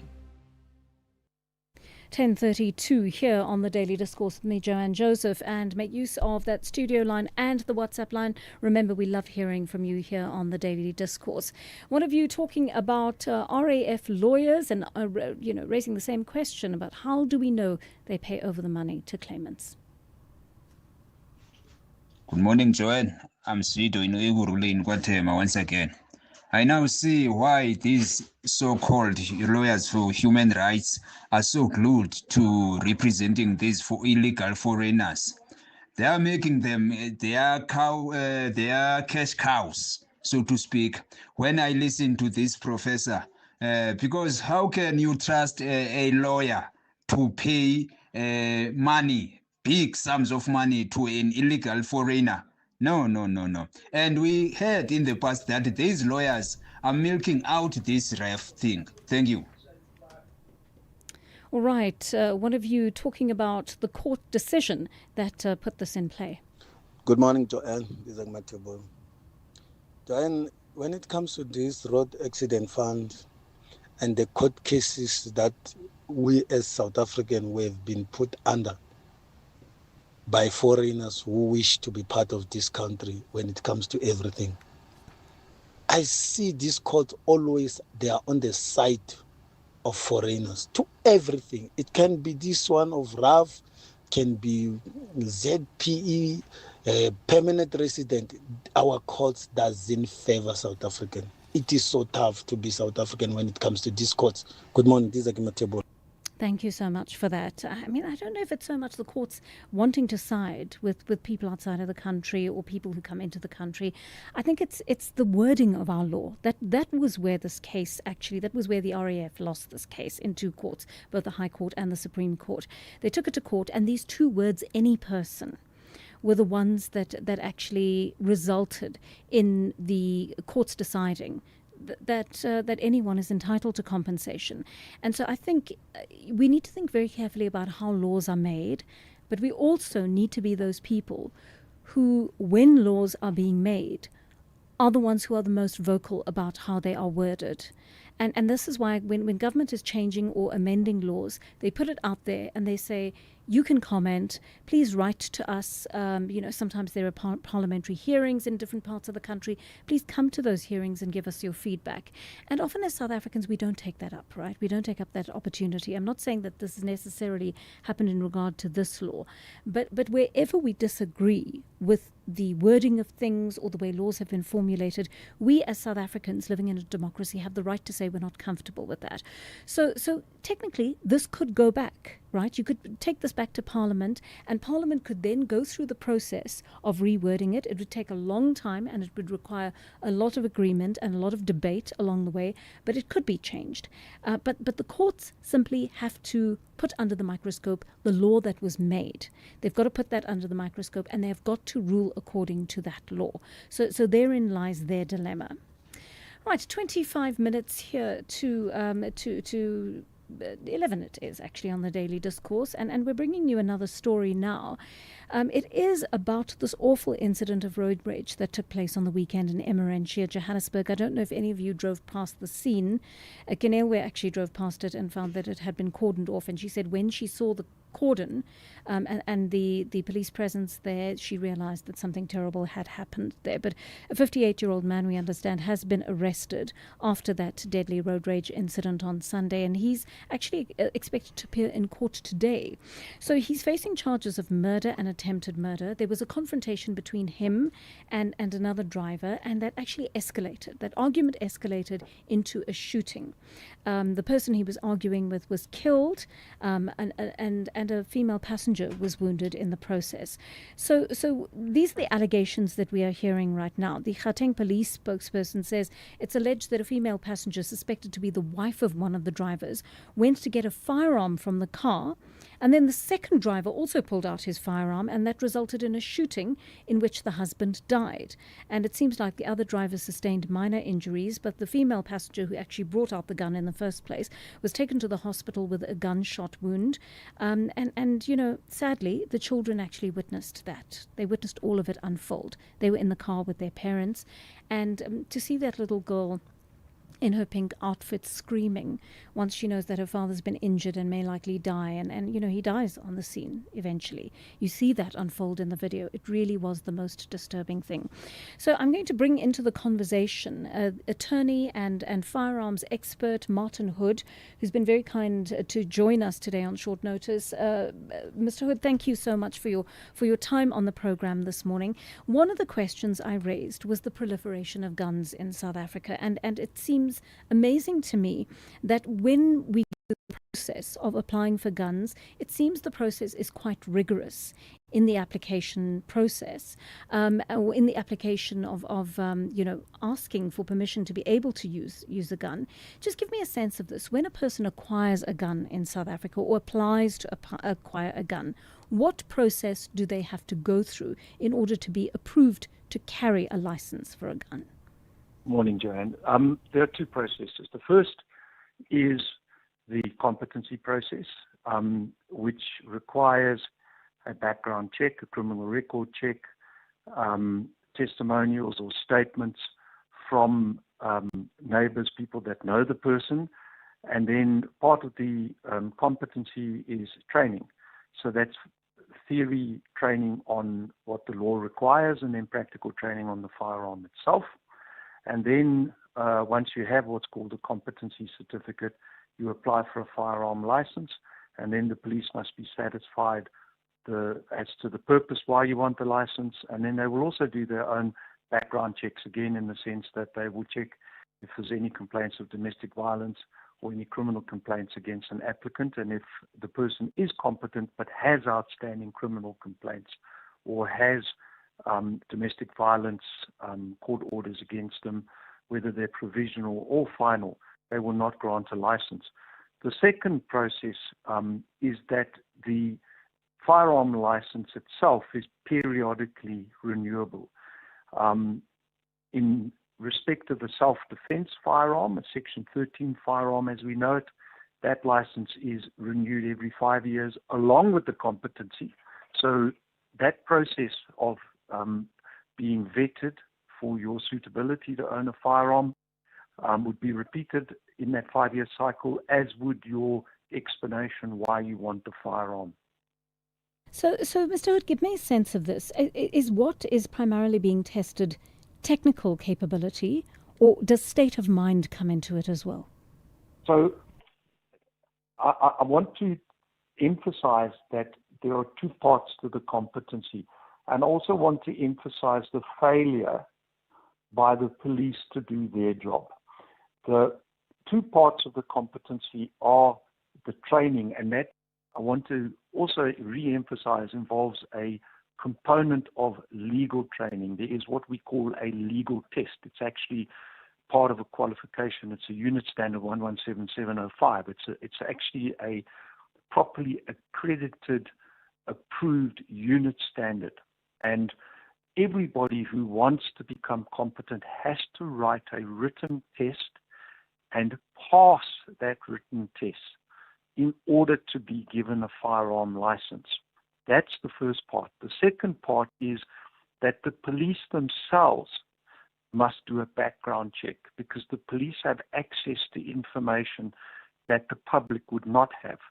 For example, criminal convictions or criminal charges, complaints of domestic violence, perhaps even information relating to that person's involvement in political or violent activities, because everybody has a police profile, and only the police have access to that information, and they would look at that person's profile and their criminal convictions in order to determine that person's suitability to possess a firearm.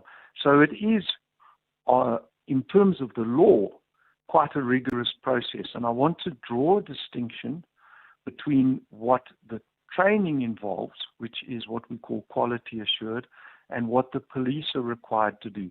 The biggest failings in the process are actually in the police process, because they don't do their background checks properly. Well, we are having a conversation right now with Martin Hood, attorney and firearms expert, in relation to the road rage incident in Emmarentia on Sunday that resulted in the death of a man. We'll continue that conversation in a moment. Do great solutions start with good conversation? SAfm, leading the conversations that move us. Top Billing is back and it's more spectacular than ever. Join them as they reopen the doors to South Africa's most iconic lifestyle show, from breathtaking homes and world-class travel to the people shaping culture and success. This is where it all comes together. Mark your calendar. The all-new season of Top Billing premieres on S3 Thursday the 30th of April at 7 p.m.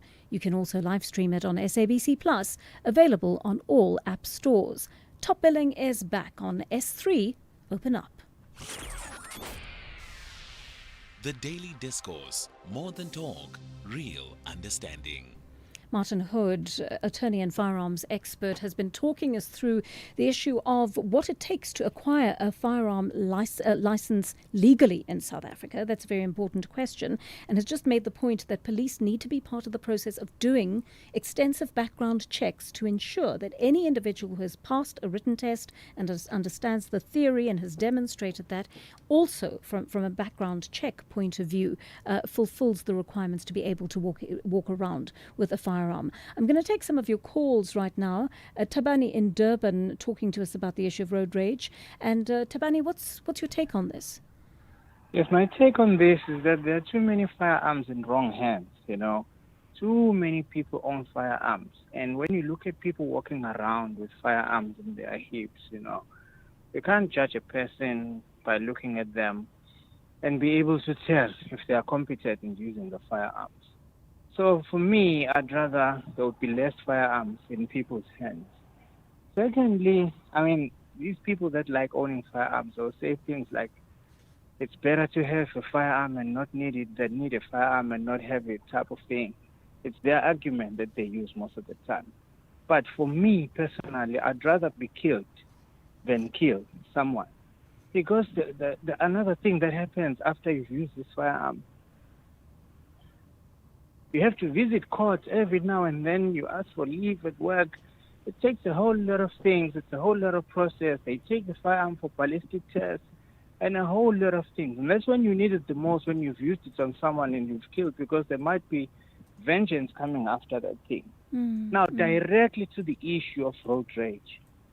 This is what I do when I foresee a road rage situation coming my way.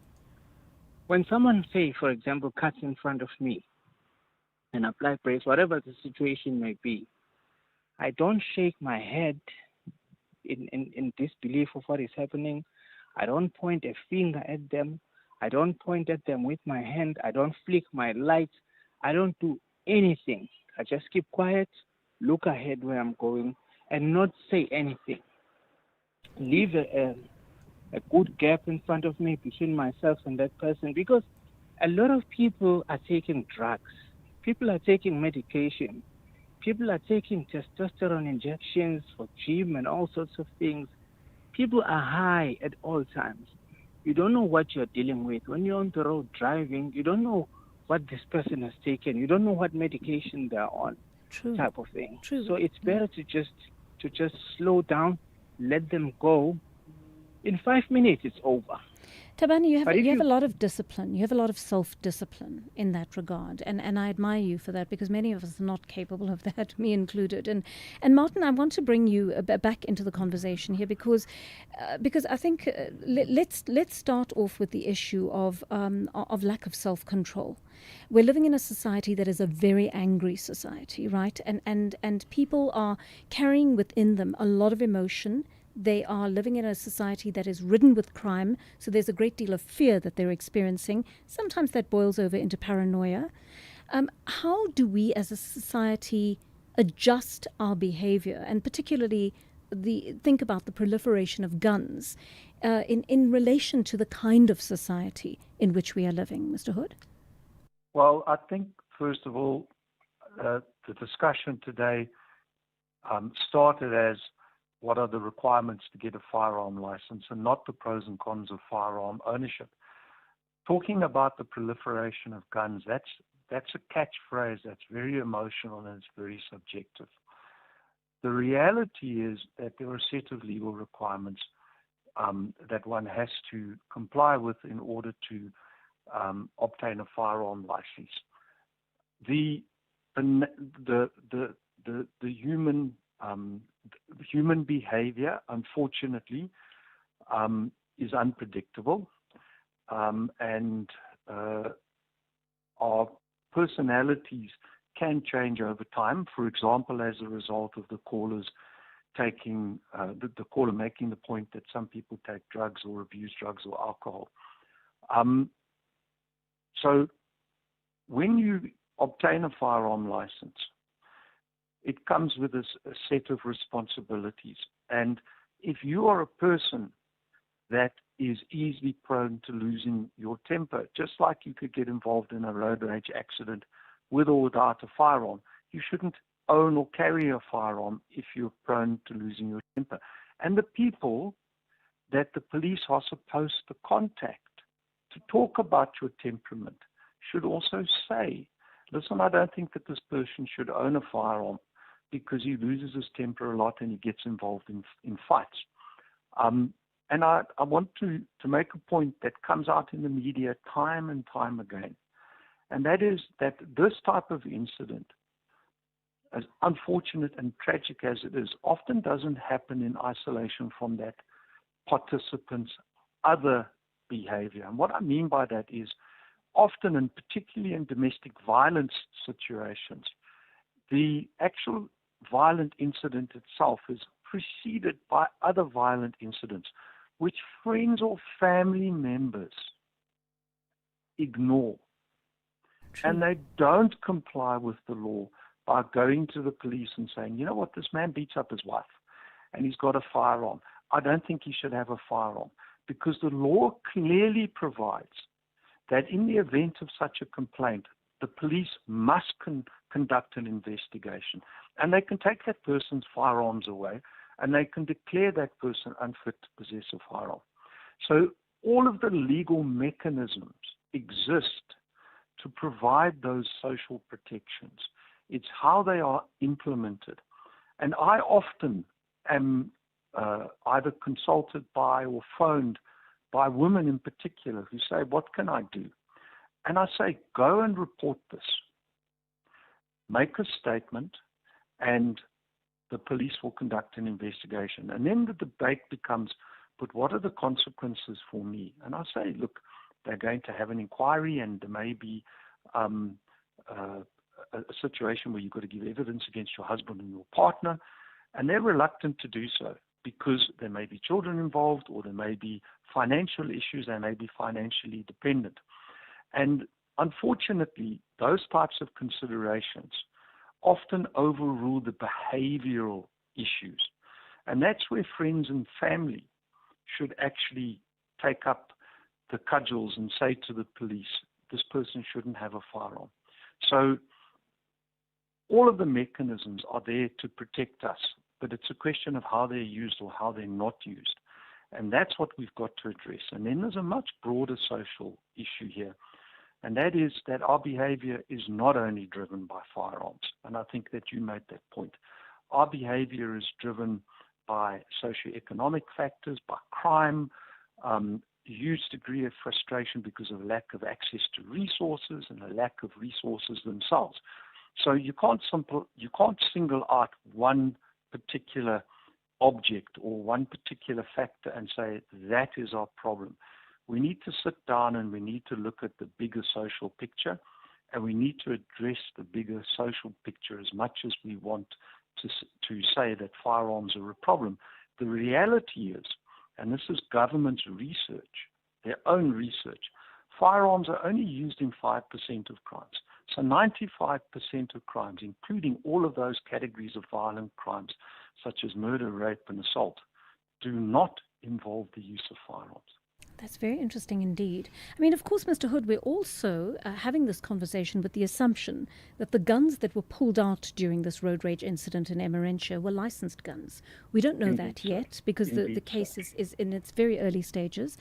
But I mean, the proliferation of unlicensed firearms and the fact that our society is one where we know police firearms, for example, have not been looked after and have been sold in some cases to criminals, and they're doing the rounds and they're available. They're far more available than they should be because of the criminality in our society. So again, Joanne, you're touching on a subject that's very close to my heart because I believe in firearm ownership, but I also believe in proper and effective control over firearms. And proper and effective control applies to everybody who has access to and uses a firearm, and particularly the police, who are effectively the custodians of the law. And the frustration that I and many other people experience is that you have the police saying, we are bad people because we misuse our firearms. But they don't do it themselves and they don't enforce the laws themselves. And one of the big topics of debate about the Firearms Control Act and possibly amending the Firearms Control Act is that the existing laws, the nuts and bolts, are there for good and effective control. Where it falls down, where there are gaps and where there are failings, is in the implementation. Because if you had effective implementation from the competency process to the licensing process, and then through the relicensing and the renewal of competency, we would pick up these potential problematic people and their behavioral issues. And they would not get firearm licenses. And then at the same time, we would have a better control over firearms because the police's records would be more accurate. And the police would be able to then go and recover or locate or identify illegal firearms. So again, just saying that there's too many firearms in society is, and I say this with respect to everyone who says this, it's a very simplistic viewpoint because firearms need to be controlled. We have the mechanisms to do so, but the gap is in the actual implementation of the legislation, and that falls squarely into the lap of the police. Mr. Hood, thank you so much for your insight into that story. I think you've told us some really important and fascinating things. Martin Hood, attorney and firearms expert there, and I think for me, one of the biggest takeaways from this conversation is the fact that, firstly, the police do need to carry out a proper investigation. It's a form of intelligence, right, into a person, so to speak. You go and you do that kind of intelligence check to see what their behavior is like. They've applied for a gun. Should they be entitled to walk around with a gun? Are they bad-tempered? Have they been guilty of violence in the past? Are they known to be these irascible, irritable kind of people who are likely to pull out a firearm in that situation? And if police don't do that homework, that can have a really devastating effect on our society, for starters, right? The other thing is that I did not know that one could actually go to the police and report someone who already owns a firearm and say to them, listen, I'm insecure about this person having a firearm because, they're guilty of this kind of behavior. They have a leaning towards violence. But then again, the process is such that you must actually go and testify against the person. And therein lies the difficulty once again. And I wonder if the protections are in place for what is essentially a whistleblower to go and to be able to say, this person needs their gun taken away from them, and the process that follows. It sounds very complicated, but it sounds necessary in our society. I want to take a call from Bonakele in Khayelitsha. Bonakele, you've been holding for a while, and I thank you for that. But you want to tell us about the issue of road rage and what you're seeing daily as a driver on our roads. Absolutely. And I'm listening to you as you are talking with this lawyer here. In fact, I must be honest with you. I was one of those who had a firearm, but I lost mine through this behavior that you're talking about. So I lost my firearm. In fact, it was declared that unfit very much unfit to handle or to have a firearm. That was way back 1998. All right. So Thank all you in for being all, honest this, with us about that. Can I ask you a quick question while you're talking to us? How did that actually happen? Did someone witness something that you did that they were uncomfortable yes, with, and did they absolutely, report because you? I went to court. I was arrested, Yeah. for shooting and doing all these kind of things. All right. But of course, but the charges were dropped, you understand. But I must say, with honesty, when it comes to have a firearm in your car or vehicle, and someone will drive recklessly in front of you, having a gun with you, and especially if you're someone who's with anger problems, you understand. If you become very angry very quickly, yes, you will try and do something like take out that firearm, and it's something that's not supposed to be. Right. And I can tell you, last month, my license is 40 years. I passed my license 1986. Mm-hmm. So 19th of March 1986, I passed my license. So last month, I'm just 40 years behind the steering. So I was 21 years of age then. Okay. But of course, I'll be 61. Next month, 7th May, I'm 61 years of age. So you're talking to a grown-up.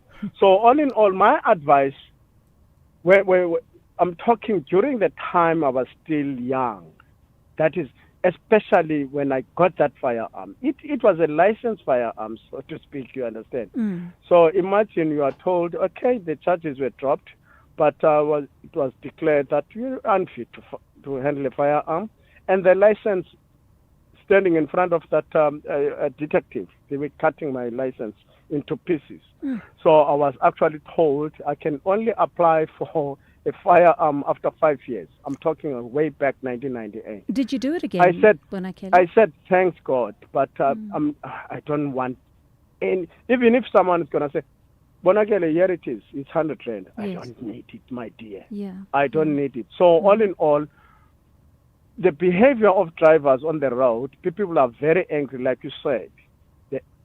We are an angry society whereby people, especially when someone has got a firearm, they're quick to take out a firearm and shoot. Mm.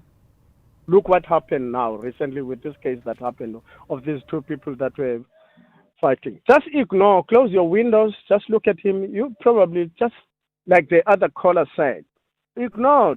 It's not even gonna take 5 minutes. But imagine you're gonna argue with someone, meeting him on the road, and you don't even know this person. Yeah. You don't even know what he's carrying. Absolutely. You understand? Yeah. Bonakele, thank you. Thank you so much for your call, because and thank you for being honest with us and telling us your own story. I think it's a fantastic story and a demonstration of the maturity that is required to get beyond that process where you do something violent, your gun gets taken away, and then you come to the realization that actually I'm not the kind of person who ought to own a gun because I don't have the kind of temperament or maturity that is required to handle it. Very, very interesting story indeed. Lovely speaking to Martin Hood there, and thank you for all your contributions. I think that was a wonderful discussion.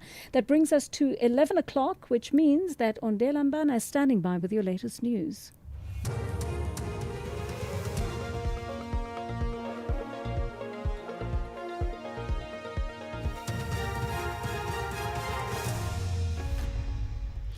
Thank you, Joanne. On the top stories, Gareth Mnisi continues with his testimony at the Madlanga Commission, and Gift of the Givers assessed flood victims in Cape Town. For SAfm News, I am Ondela Mbana, and a very good morning. The suspended Tshwane Chief Financial Officer Gareth Mnisi is explaining the city's procurement process before the Madlanga Commission of Inquiry in Pretoria. Mnisi has denied allegations of tender manipulation. It relates to a 2.9 billion rand security contract.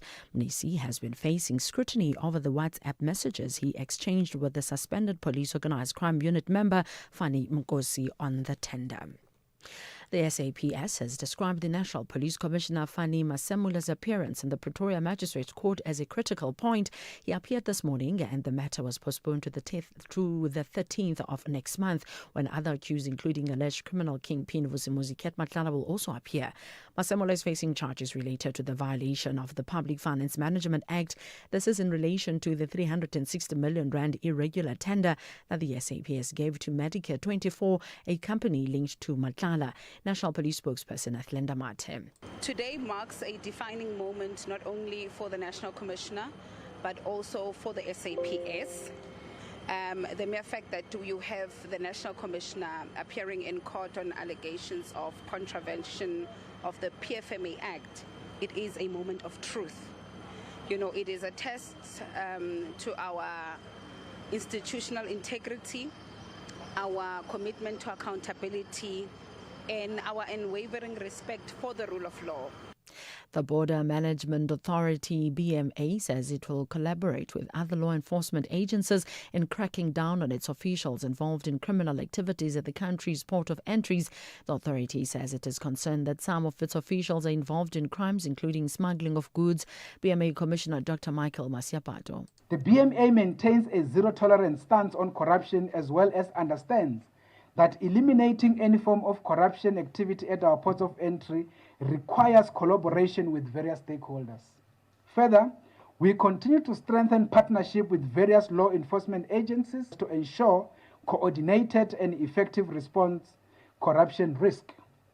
We urge members of the public to assist us in reporting suspicious activities, issues of smuggling, as well as issues of corruption. The humanitarian aid organization Gift of the Givers says it will continue to assist various communities that floods have affected across Cape Town. Heavy rainfall that fell at the weekend caused the floods. Gift of the Givers spokesperson Ellie Sabley. Our teams will be going through today and visiting those areas that have been cut off to assist those people that did not receive anything for since the weekend. Our teams will mainly focus on the humanitarian side of the distribution, and that we've managed to achieve in 13 of the areas yesterday. The Mexican President Claudia Sheinbaum has expressed solidarity with the victims of a shooting at one of the country's most important tourist destinations.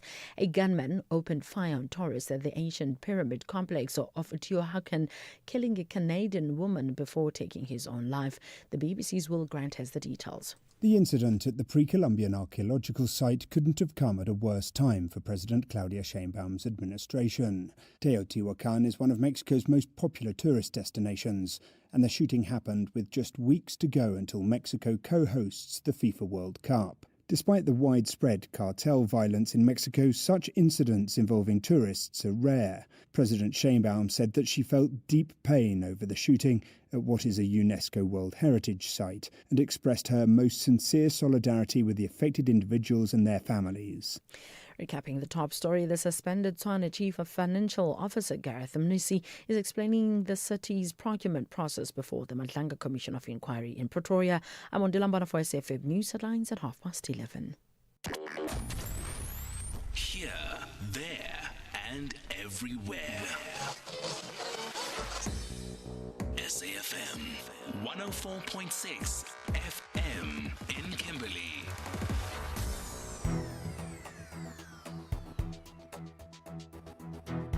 The Daily Discourse on SAfm, weekday mornings from 9 to 12. 5 minutes past 11 here on the Daily Discourse. I'm Joanne Joseph. Great to be with you. Make use of those lines and keep talking to us. We've had wonderful conversations over the course of this morning. Our studio line 086 000 2032. Our WhatsApp line 0614 104 107. Keep the voice notes short. We'll get in as many as possible.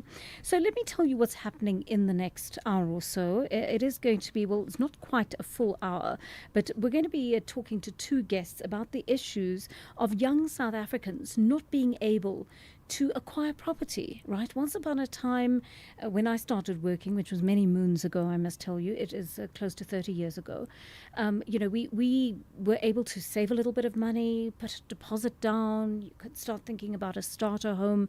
You would start small, but hey, you had your own little property and you could grow it from there. Hopefully, if you kept working hard, if you kept earning and your earnings increased as you got more experienced and so forth, you'd be able to either build onto that house or you'd be able to buy another house in the future. There were all these dreams we had as young people. I just worry about the young people of today because this generation is being left out of so many things. On the one hand, the cost of living crisis is crunching hard right now. So they are a group of young people who actually in their young years may never experience what we have experienced, which is hugely unfair because in a country where many people don't own assets, it just is so lovely to be able to start a job and try and start making an investment, right? Putting your money towards an investment that appreciates, like a house.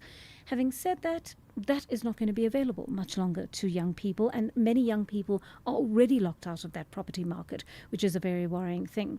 I mean, there is also the reality that young people are a little bit different to my generation, right? Generation Z doesn't need to own everything that they have. They can make use of facilities that they don't own, and they're more open to that because they value flexibility, they value mobility, but at the same time, some of them, particularly those who've been previously disadvantaged, whose parents have never even owned homes, would love to be able to buy their parents a home, right? They can't even afford that right now. They would not be able to afford the things that we did. And so we're going to have this conversation in a short while with a couple of people. We'll talk to the chief economist at the Competition Commission of South Africa, James Hodge, and we're also going to talk to a managing executive who's in charge of real estate at Lightstone Property, Hayley Ivans Downs, and just find out how it is that this situation has come about and what opportunities there are for young people who would like to enter the property market but just don't have the means to. We had a caller a little bit earlier on in the program, and I think he made a very important point about the issue of rent control in countries like the United States and the United Kingdom. If you were a young person entering the job market and you wanted to buy a property, I mean, you would not be able to afford a mansion at that stage, but there are rent-controlled options so that you would be able to say, well, okay, I'm new in this job. I've just left my tertiary education, for example, and I'm ready to enter the job market, and I would like to buy my own place. And you've got options for how those can be financed. Right now, if you're a young person who went to a bank, you don't have any kind of credit record because you haven't been earning for more than 3 months or something like that, or either that or you've been earning for a very short time. So you haven't really owned assets in the past. You have also not been in a situation where, anybody can vouch for you necessarily. You might not have a family member or a friend who's able to stand surety for you. So how do you do that? We're going to put that question to our experts in just a moment. And then at 11:30, we are going to give you a recap of what has gone on at the commission all morning, right? The Madlanga Commission began in Pretoria this morning around about 9:30, that is. So they've been going for almost 2 hours, and we'll give you an update on what's happened there. The suspended Tshwane CFO, Gareth Mnisi, was back in the hot seat today. Stay with us. We're bringing you a lot more on all of that in a moment. Hey there! Need to know your TV license balance but don't want to wait? No sweat! Just send a quick SMS with your ID or TV license number to 44210. Remember, standard SMS rates apply. And presto, your balance pops right up anytime, anywhere. It's as easy as pie. So why procrastinate? Give it a try and get your info in a flash. T's and C's apply. You are listening to The Full Circle, a space where generations come together in conversation that seek to spark curiosity, inspire innovation, and feed the curious mind. For arts, culture, and robust conversations, join me every weekday between 1 and 3 p.m. on The Full Circle with Bridget Masinga as we explore the stories, lessons, and conversations that guide us back to self.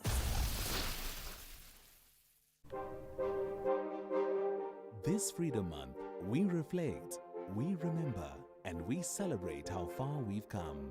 30 years into democracy, South Africa continues to shape a future grounded in justice, equality, and opportunity for all, under the theme Freedom and the Rule of Law. 30 years of democratic citizenship. SAfm will bring you all things freedom, the voices, the stories, and the conversations that matter. Join us as we honor the journey and explore what freedom means today. SAfm, leading the conversations that move us. Postbank is improving your banking experience as part of the April card replacement rollout for social grant beneficiaries using SASSA Gold cards. From the 13th of April until further notice, Postbank sites inside Checkers, ShopRite, USave, Pick n Pay, Boxer and Spar will not assist with lost or stolen cards or PIN resets. Postbank apologises for this inconvenience. You can still access your money through available channels. For help, call 0800 53 54 55. Postbank will never ask for your PIN or OTP. Postbank, an authorised financial services provider. Call SAfm now on 086 000 2032.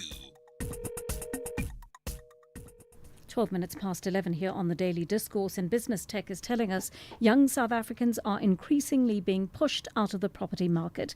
Let's find out what's behind this. Property expert Hayley Ivans-Downs, Managing Executive Real Estate at Lightstone Property, is with us to explain. Good morning to you, Ms. Ivans-Downs. How significant is the drop in young people buying properties? Hi, Joanne, and good morning to everybody. So at Lightstone, we did a study kind of ranging from 2014 to 2025 just to try and understand what was happening in the volumes in our property market. And what we saw was that there's been a decline of buyers between the ages of 18 to 35, and that drop is on a percentage term from 40 to 30%. So 72,000 to 47,000 in 2025. So it is quite a bit of a drop when we can kind of consider kind of where the property market is and the growth, the small growth element we've seen in 2021, 2022. But yes, we have seen a decline in that age group, which was quite interesting when we did our stats. Yes, and disappointing. What is causing young people to be excluded from buying property these days? So I think there's a couple of factors that's kind of happening, and it's all kind of coming together. But I think one of the elements is essentially, access to housing is one of them, that they can afford. It's your rising costs that you are seeing. So on a daily basis, we're seeing costs that increase. If we look at what's happening at the moment, there's obviously, with the fuel going up, that has a knock-on effect on food. There's that kind of impact that we're seeing. So once again, it's almost a sense of, this is unaffordable for me. And are there any kind of properties that I could possibly afford? And this is probably where we need to kind of have a sense in terms of the stock in the market. And is there enough stock for people in the age group? So what is the question, the answer to that question? Do we know if there are particular areas in which they are able to buy? And should you perhaps, as people in the real estate industry, be looking to develop a market in that area? So essentially, it's all around kind of the developments that are happening, more around probably your sectional title. And there are developments happening, but possibly not enough for the amount of people looking for properties or houses to purchase.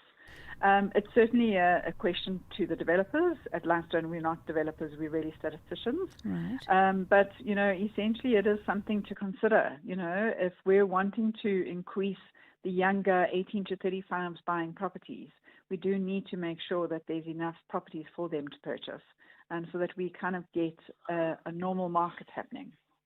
I'd had the impression that this was a buyer's market, which might suggest it's more accessible than before. Does that not have any influence on the affordability of homes for younger potential buyers? So it's a buyer's market in certain areas of the country, but in actual fact in your Western Cape, it's actually more of a seller's market because the properties are just unaffordable. So it's going to be very location specific in terms of being a buyer's market. And it's also, it's not only just affordability and kind of availability of houses, it's possibly also where young people are. Nowadays you can basically work anywhere, majority of kind of, you don't need to be based in an office. the way that the world has evolved. So essentially, maybe renting makes more of an opportunity for them to be considering. So there's a couple of factors, that kind of come in. But yes. You're making a very good point there, and I raised that earlier. This is also a generation that doesn't seem as obsessed with owning things as previous generations were, right? We wanted to own cars. Many of them are more likely to use e-hailing services. Aren't they just a generation that values mobility and flexibility over a kind of permanence that a house represents? Or would that be misunderstanding their accessibility to the market? No, I mean, it could certainly be part of the reasoning as to why there's a consideration for the 18 to 35 to be buying property. It may be exactly that. It might be a possibility that you want to be more mobile. You want to be able to move more quickly. You don't want to be tied down. You don't want to kind of have all of the costs that you're needing to now finance. So, it's certainly a consideration. And I do think, that also plays a part. But I do also want to ask at the same time about these mortgage rules. I understand the rules around home loans have changed in recent years. Have they got much stricter in a way that's become more exclusive for younger people? I'm not really sure that it's become more stricter. I just think that, the banks, from an element of granting of mortgages and granting of bonds, the banks are all very competitive. And I think they're all really keen to get a new client or a new home loan client. So I think it's just around, how and what they consider in terms of, whether you're going to be able to service your finance or a bond. There may be criteria in their consideration that may have changed, but that I wouldn't be sure of. Would you say this is just a temporary impediment, or is it likely to continue into the foreseeable future? Well, this is where it gets interesting because we're not really sure in terms of what this actually means for the next 5 to 10 years. This is obviously a trend that we've picked up. We've noticed it from 2014 to 2025. What was interesting in the trend was there was a slight uptick in 2020, and that was when we had really low interest rates. So that was when the interest rates were at an all-time low of 50 years, where it obviously encouraged people to buy properties. So there was an uptick of that age group, once again, kind of pushing up, close to a 40%, kind of a 38%. And then from there, it's kind of declined because your interest rates have gone up, the elements of costs have come in. So I think they're quite strongly in parallel in terms of what's happening with the economy as to kind of the decision around whether I buy a house or whether I rent. And isn't a larger percentage of young people defaulting on home loans, more so than other groups, perhaps, is there? I wouldn't be able to answer that. I'm not actually sure in terms of the age group. Probably the banks would be able to answer that. Thank you. You have answered a lot of questions for us this morning. Very good speaking to you. Hayley Ivans-Downs, Managing Executive Real Estate at Lightstone Property. We'll continue the conversation with an economist in a moment. If we have rights, shouldn't we also have opinions? SAfm, leading the conversations that move us. Postbank is improving your banking experience as part of the April card replacement rollout for social grant beneficiaries using SASSA Gold cards. From the 13th of April until further notice, Postbank sites inside Checkers, ShopRite, YouSave, Pick n Pay, Boxer and Spar will not assist with lost or stolen cards or PIN resets. They apologise for the inconvenience. You can still access your money through available channels. For help, call 0800 53 54 55. Postbank will never ask for your PIN or OTP. Postbank, an authorised financial services provider. You are listening to Joanne Joseph on SAfm. Worrying developments at 11 minutes or 20 minutes past 11 here on the Daily Discourse as we talk about young people being locked out of the property market amid the rising costs of living. Let's find out, get a bigger picture of what is behind this. Let's bring into the conversation now the Chief Economist at the Competition Commission of South Africa, James Hodge. Mr. Hodge, good morning to you and thank you for your time. This is also being described as a cost of living crisis. How serious is this reality for young people trying to make a start in life? Well, the cost of living is at a crisis point, and I think one of the reasons is that we are being buffeted by successive shocks since the beginning of COVID, both sort of oil price shocks, that put up the price of everything. And the latest one has just happened with the Iran war. But earlier it was the Ukraine war that drove up prices. And then climate effects on the food front. So droughts, excessive rain that then destroy crops and push up the price of food items and basic essentials. And we've also seen in South Africa avian flu and now foot and mouth disease. So whereas these were infrequent probably prior to 2020, they just have become very frequent. And one of the big effects on the housing market, Haley mentioned, is interest rates. So around 21, 22, interest rates skyrocketed, and your cost of sort of servicing your home loan went up about three times higher than the inflationary increase. And so that does affect the housing market quite fundamentally. And I think the concern going forward is interest rate reductions are now on hold because of the latest fuel price shock. And are we going to see those increase in future? Yeah. I mean, many young people are also feeling the after effects of an expensive tertiary education that was either partially covered by loans or not covered at all. They're still paying back that student debt. That must really put them on the back foot as they begin their working lives. Yeah, I think all of these contribute. And so our assessment is there is a cost of living crisis insofar as many items, essential items, are rising above inflation. So your primary and secondary education costs are above inflation. Your electricity, water, utilities also driving above inflation. Healthcare costs have risen higher than inflation. So these are all essentials you can't skimp on as a young person.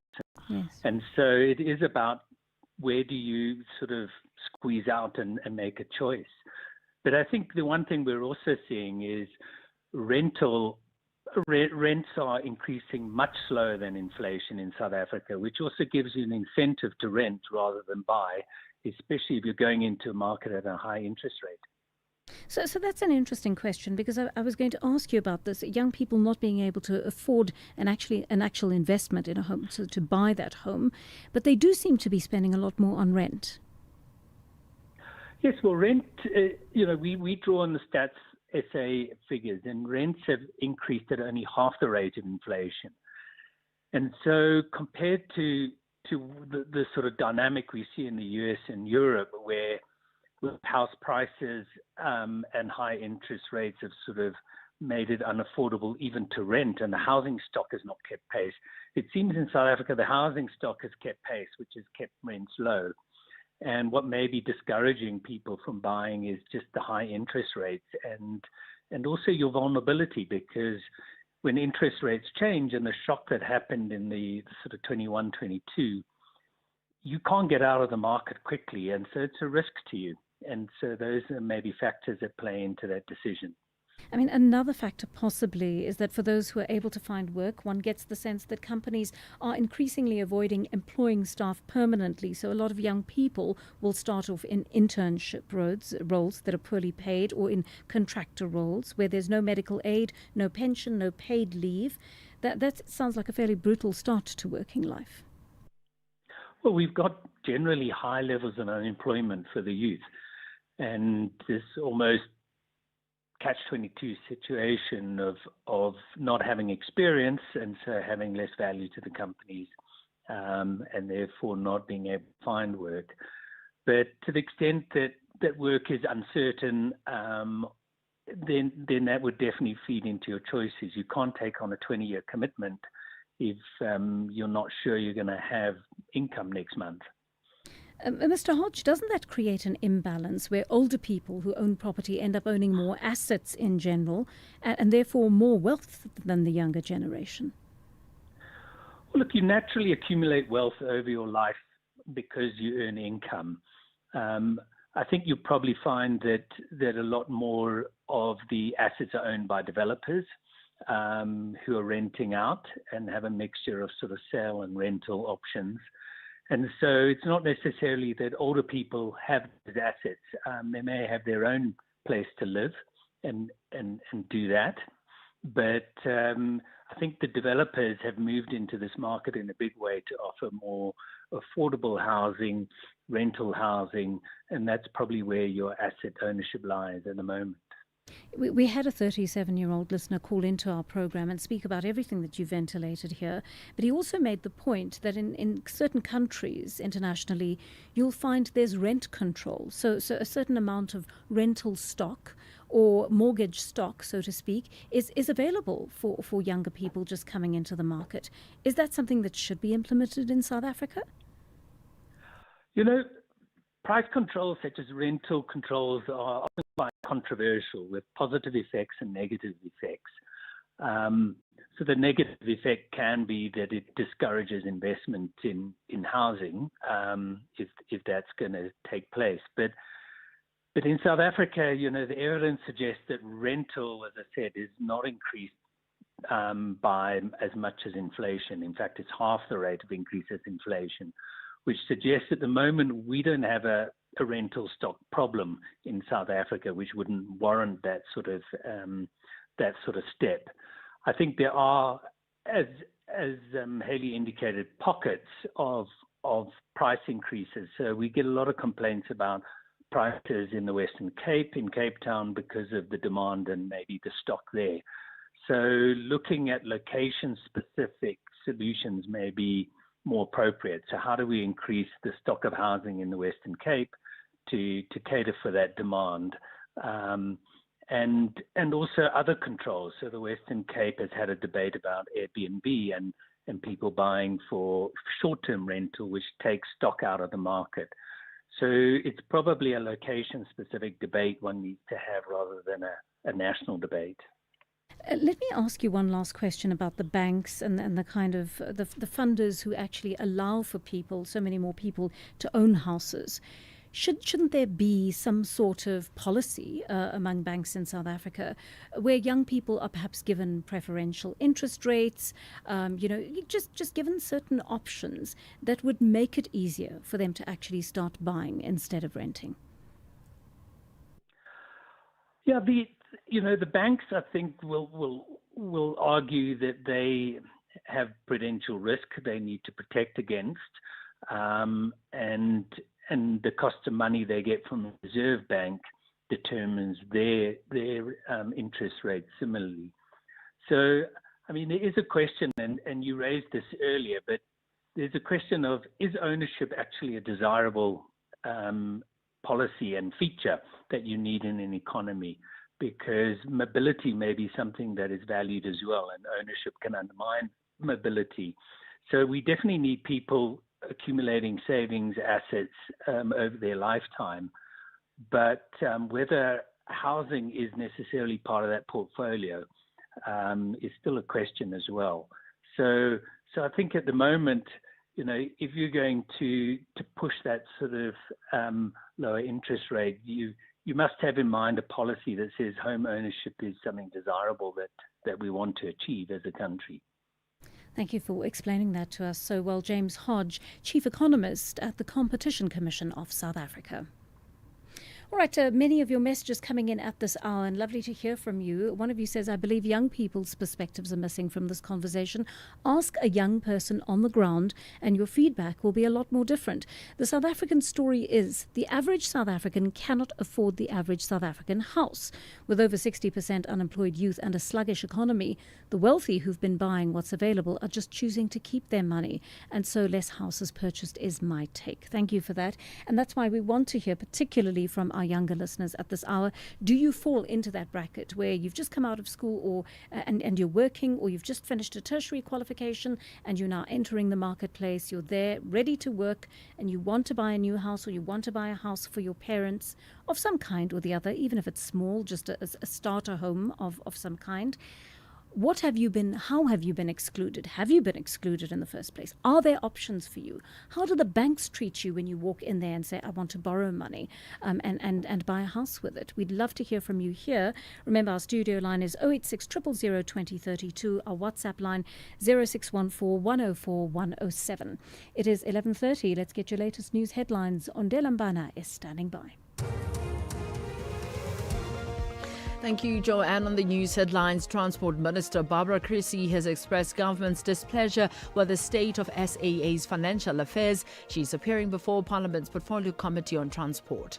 The National Police Commissioner Fani Masamula says he doesn't understand why he should be charged with alleged criminal kingpin Vusimuzi Ket Matlala, and the suspended Tshwane Chief Financial Officer Gareth Mnisi is being grilled over his alleged tender manipulation at the Madlanga Commission of Inquiry in Pretoria. A full update follows at the top of the hour.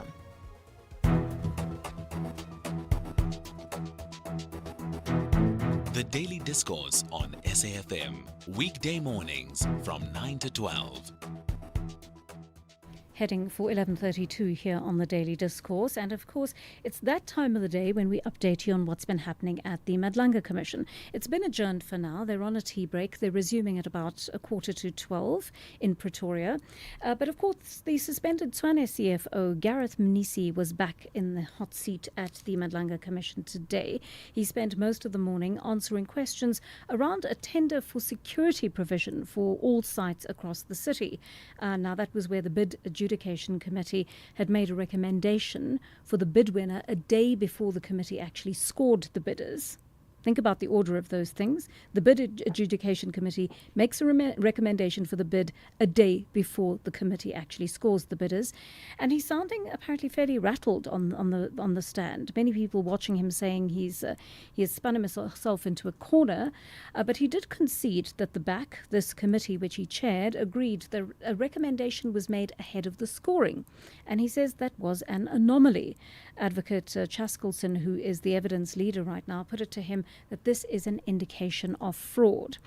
Mnisi was also asked if he called for an investigation into this anomaly, and he said he did not institute an investigation. He said he didn't have prima facie evidence that would be required for him to be able to institute an investigation.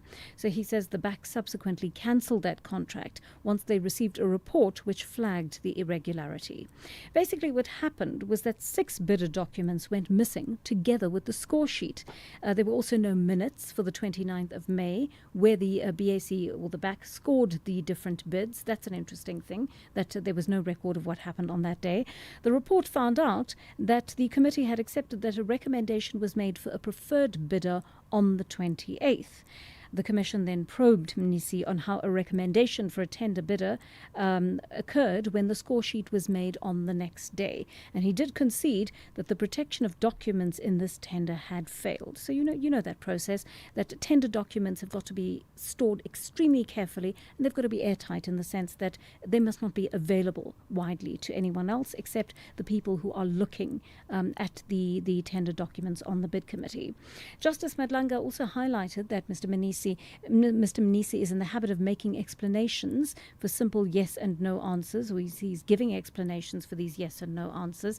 And I think we saw that on the stand yesterday. I was watching one of the videos again last night. He does give rather lengthy answers when he is asked for just a yes or a no. But the Commission, on that note, seems quite agitated by the way he has been responding, and he apparently has been very confrontational with Advocate Chaskelson as he leads that evidence. So we're watching that for you, and as I said, that will reconvene at around 11:45 in Pretoria. Who says talking never solves anything? SAfm, leading the conversations that move us. So I understand the Commission also asked Mr. Mnisi why he had not reported that Sergeant Fani Nkosi had a report of the tender process, which was an internal document, and we seem to know from his testimony that Nkosi shared this with Mnisi, which should not have happened. Many of your messages coming in at this hour as we hit 11:35 on the Daily Discourse. One of you is commenting on the issue of young people being locked out of the property system. Many young people finding they just cannot afford to buy property, even a starter home, or to buy their parents' property, as many young people in this country want to do. they're finding they're simply locked out of the system because they're just not earning what they should be to be able to afford property. They can rent, seemingly. There's enough rental property, but there just isn't enough within their band to be able to afford. And one of you says, oh, and I'm sorry that we've dropped the guest now. Mr. Axe in Kugompo asked me, Joanne, can you please ask your guest, is it advisable for a 23 to a 25-year-old to commit to a bond? A bond generally takes up about 30% of your income. Generally, when people take out a bond, they also buy a car on vehicle finance, will have a credit card and an overdraft, and a person by age 30, all their income is tied into credit finance. Is buying a home advisable in this scenario? Mr. X, that's a very important question, actually. You know, I was, thanks to my job at the SABC, able to buy a home when I was quite young, but I did without all the other things. I didn't have a car. I saved and then I bought a second-hand car, and then I didn't not have a credit card until I was much older, didn't have an overdraft, etc. And so I think some of the things, some of what Kathy mentioned this morning, which talks to what we need and what we want at a certain age, I think we also need to be very clear on those two categories. What do we actually need and what do we want? And it's great to have a credit card and to have an overdraft and that kind of thing. It's a nice facility to have when you're that age. But I wouldn't have trusted myself with a credit card at that age. I don't know how you feel about it. One of you asks the question, where do you find room to save? And I think that is the reality of most South Africans now. If you're spending 60%, almost 67% of your income on food, where do you find money for the rest? You need electricity. You need some form of transport to get by. Either you're paying for transport or, to be able to use private transport or public transport, or you are having to run a car, to get to work to generate business. So that becomes a bit of an issue. One of you says houses are just not affordable. Yeah, I will agree that houses are not so affordable for majority of the people, though. Despite the subsidies being there, despite the banks also to have stretched the 20-year term to 30-year term. However, I think most of the problem that we should consider is about the area, geographic area. In Joburg, you barely can get any house with 500,000. But then if you go to Klerksdorp with 350,000, you can get a 3-bedroom house in town for that matter. So there are a lot of dynamics in this. And I hope people buy what they can afford because the banks are willing to sell. And the state agents as well, they are doing the same. All they do is sell and sell and sell. You made me think of something that's actually quite true. I think there's some truth to that.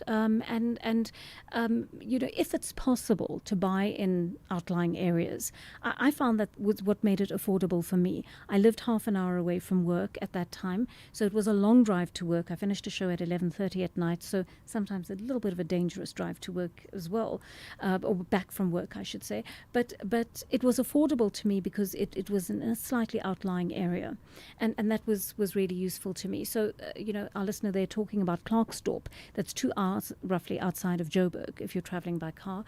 And perhaps that's the option, if you're living in an area that is accessible, not such a long drive perhaps, but is accessible to you. You may have to bite the bullet and buy slightly outside of the area you would prefer to be in, just because that is what you can afford at this point in your life. We are also taking your calls at this hour on our studio line. Let's take a call from Manglane in East London. You want to talk about affordability as well. Good morning, Manglane. Hi, how are you? Hi, I'm well, thanks. Go for it. Yes, I would like to check with your guest. I have something that I would like him to address. I'm afraid we've lost our guest. We've lost our guest, Manglane. Our guest is no longer on the phone, so if you'd like to make a comment, that may be better. Thank you. I think it can assist even in future conversation, maybe when you invite someone next time. Yes. I would like us to look at the economics of this more than just blocking young people out or making it like some people are being blocked out based on affordability. When the structure of the housing is not changing in order to accommodate the fact that you want people to prosper, if I buy a house for 500,000, even if it's on the outskirts, I am made to pay for that house for 20 to 30 years. By the time I finish paying it, I would have bought myself 4 houses instead of 1. Whereas for the same 500,000, I'm offered by the same bank to go and buy a car and pay it off in 5 or 6 years, which means there is no reason in me being made to pay for the house for 30 years of the same amount as the car that I drive. Yes, yeah, now, that's if true. we could discuss that structural system, nobody would be not able to buy a house today, because people, the same young person that does not get approved to buy a house because he's not going to be able to last paying it for 30 years, gets approved to buy a car because he's going to be expected to pay for it in 5 years. Yes. But the value is the same. So I think we need to take this discussion to that structural arrangement, because if we could shift that, we would see a lot of people being enabled to own properties and make a positive development in terms of their lives. You're making an interesting point there, Manqane, and I think sometimes this also comes back to our culture as South Africans, right? We know that a house is an asset, a car is not. It depreciates, right? It's a liability. But we'd rather have the shiny car than the house. And I often wonder why we do that. It doesn't allow you to buy the house. That's the problem. Okay, I'm with you. But I'm also wondering, if we have a choice, if we're going to borrow from the bank, if we're going to borrow an amount of 500,000, do we give careful thought to what we're going to spend that 500,000 on? Do we think to ourselves, okay, this is a house that's going to very likely appreciate, over the next few years, and I can pay it off earlier and all that kind of thing. I don't have to pay it off over 20 to 30 years. If I have extra money, I can put money into my bond a little bit earlier and pay that off earlier. But why do I need this spanking new car as somebody who has just entered the job market? We actually don't. And sometimes we're tempted into buying those things. And I think we also need to give that some thought. Thank you for that call, Manqane. Sipho in Viking is on the line to us. Hello, Sipho. Hello. Hi there. What do you think about this? I'm having a problem, but I hope maybe if it gets to the powers be, it can be solved. We as upcoming black people, we are into this property space. But you find that at some point, I don't want to sound controversial, white people are ready to sell us some big hectares of land at a very reasonable price. But the only challenge that we face is within the municipality, because this white old man or whoever has sold me this land. But when I have now, the municipality comes to me and say, you will have to pay a lot of rates and taxes. So for me, man, I want to suggest maybe to the municipality that maybe we get the land. They must treat us with that BEE rule, maybe charging for 1,000 square meter for the rates and taxes, and the rest they just empower us, because now the rates, sometimes you find that 6,000 and you are paying about 3,000 for the land. Yeah, so, it's a lot. Yeah, it's a lot. So, Thank you, Sipho, for flagging that with us. I think it's an important point. Alba, I'm going to take your call very quickly. My producer's going to shout at me, but please be very brief. Alba, good morning. Good morning, how are you? Well, thanks. Please get into it quickly for me.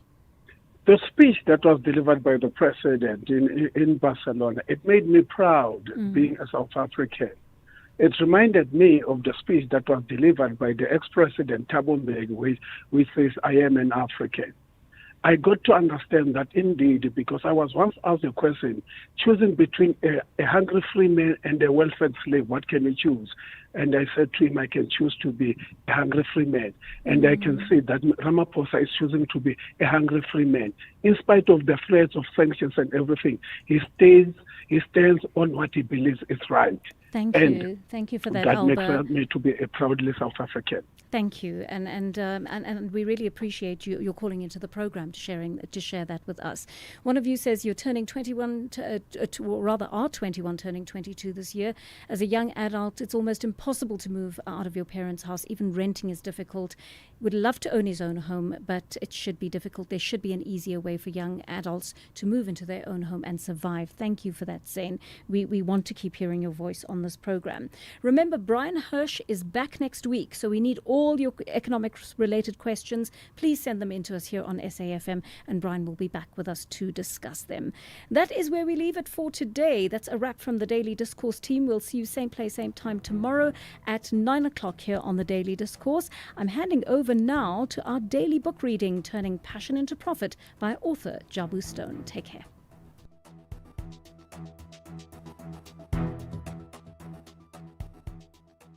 The National Pulse, weekdays, 3 to 6 p.m. What do you make of their recommendations? General Rode was acting on instruction. He makes a submission to IPED.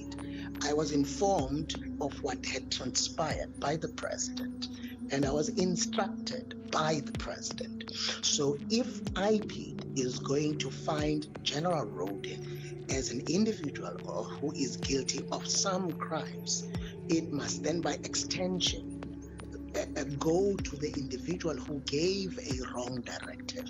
ATM, me is the ATM spokesperson, Zaman Chona. Ashraf Garda on SAfm. Across South Africa, online and on radio.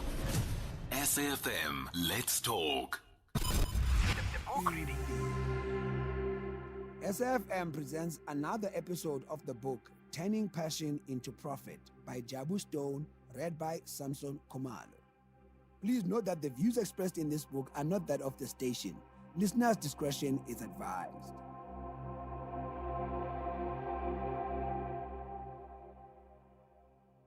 Although it had worked, I couldn't keep on sending my friends to buy my product, which I in turn was buying back from them, meaning I was buying my own product.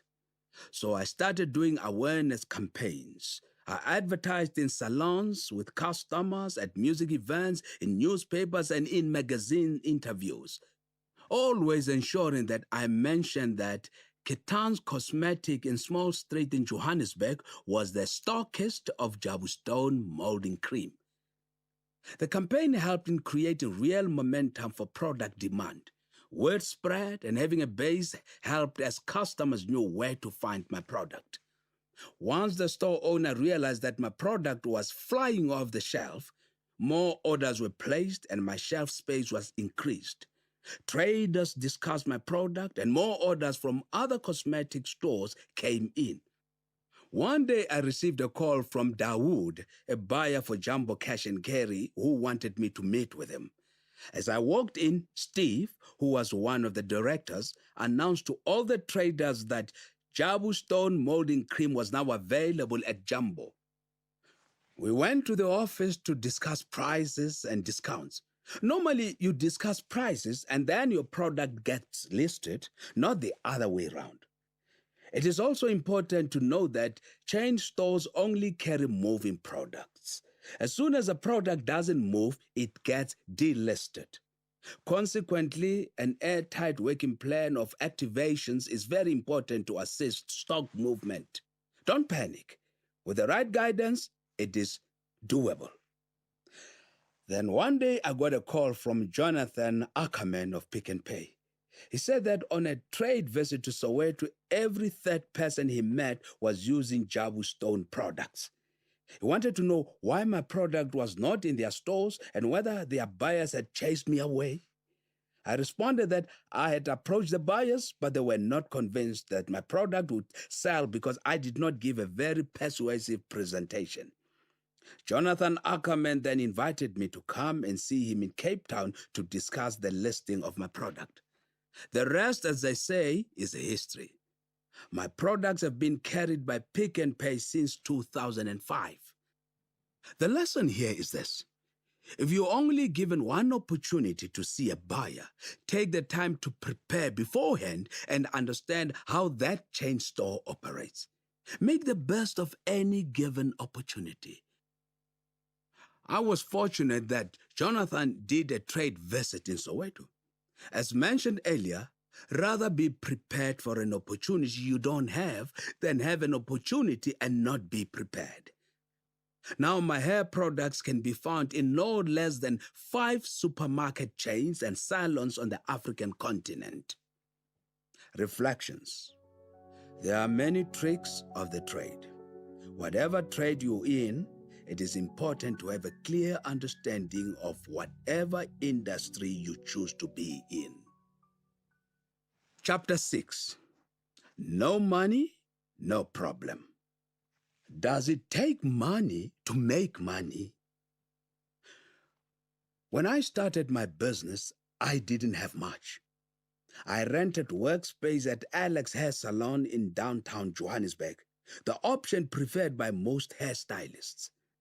Unfortunately, many never take the next step of getting their own salons for various reasons. Remember, this was the same Alex I had visited 4 years before at Crossroad Mufulo Central in Soweto to learn how to reduce scalp burn from relaxers when I was assisting my sister. However, I was not destined to work in someone else's salon. My dream was bigger. Hence, the minute an opportunity presented itself, I moved out and rented my own salon in Yeoville. Why Yeoville? The answer is simple. The success of a hair salon is dependent on its location, among other things. Yeoville became very important for my business. Rent was reasonable and the area was as busy then as it is now. Most importantly, the market I was looking for, Rastafarians, could mainly be found there. All other hair salons provided services like hair straightening and perming, but not dreadlocks. I was the only one offering such a service. Although at first my target market didn't believe in my services or my product, I had to be there among them. I held on to the hope that eventually they would understand, and they did. My hair salon was very simple, but I ensured that it was always clean, which was not the case of many of the salons around me. The cleanliness ensured that I always had people coming to find out about my services. I was, however, steadfast. I stuck to doing locks and nothing else, no matter how much customers wanted me to change. With the salon and products sorted, only one thing was missing: finance. I needed money in order to grow my business. There were not many services and institutions geared towards helping black businesses in 1994. There were only the banks, and they required that one had to have a definite market, and at that time, I did not have one as I was growing my market. This meant I had to find other sources of finance. The first time, I made a significant amount of money.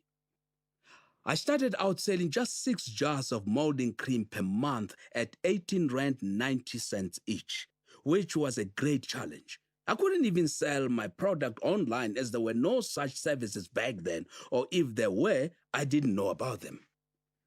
In 1995, I approached the African Hair and Beauty Association of South Africa, ABASA, who had an office on the corner of Commissioner and Sower Street in the Johannesburg CBD.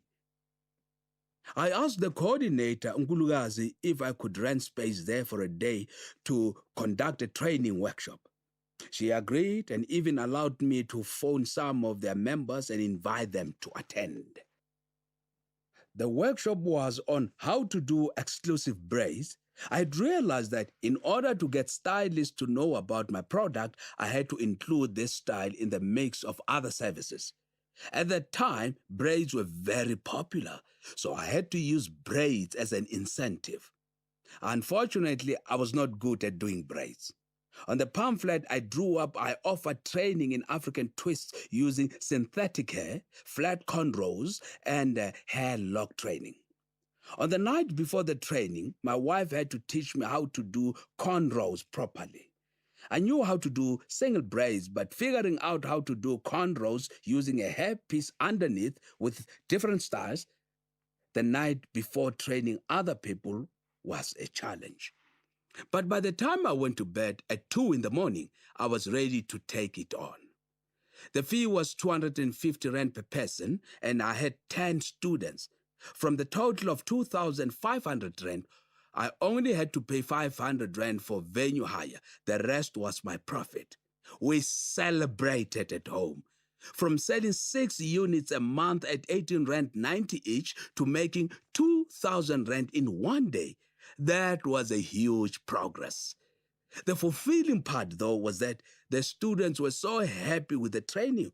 One of them, Domfuti Sibuhudi, made her money back by doing African twists, the cook sister look as it was commonly known for people during break time. But taking my business forward proved to be a bit of a challenge. Although I had made the 2,000 rand profit from the training, cash flow had to be consistent.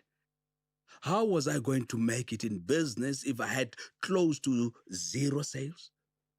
Who would want to finance my business? I thought maybe the bank would help, but I was wrong. I have never received a business loan.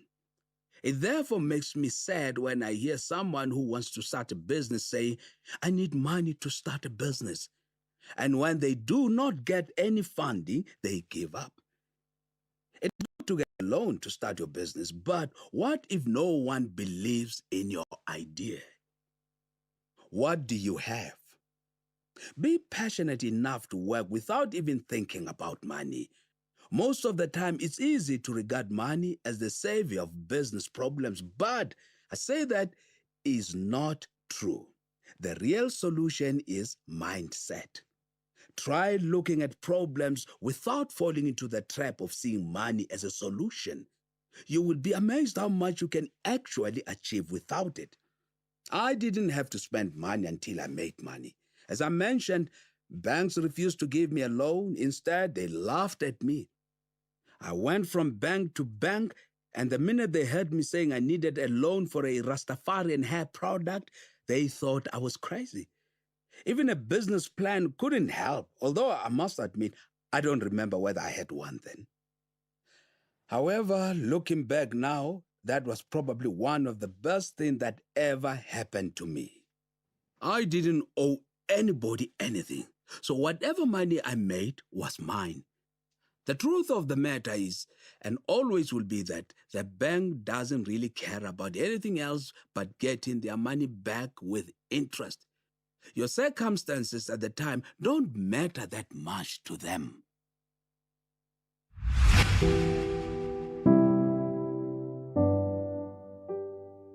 That was another episode of the book, Turning Passion into Profit by Jabu Stone, read by Samson Khumalo.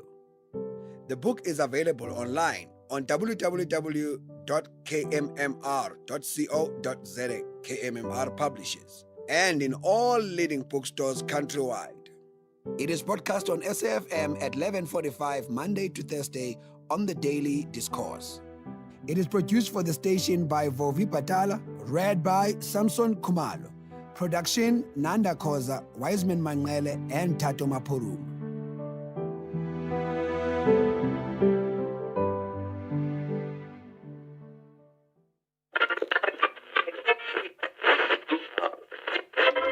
For 90 years, one voice has informed, challenged, and connected a nation.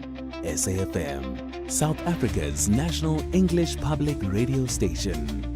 Established in 1936 as the SABC's very first service, the A program, evolving through the English service, Radio South Africa, to SAfm in 1995, shaping thought and strengthening democracy. From a full-spectrum station to a trusted home of news and talk, SAfm continues to lead the conversations 90 years strong. SAfm, leading the conversations that move us.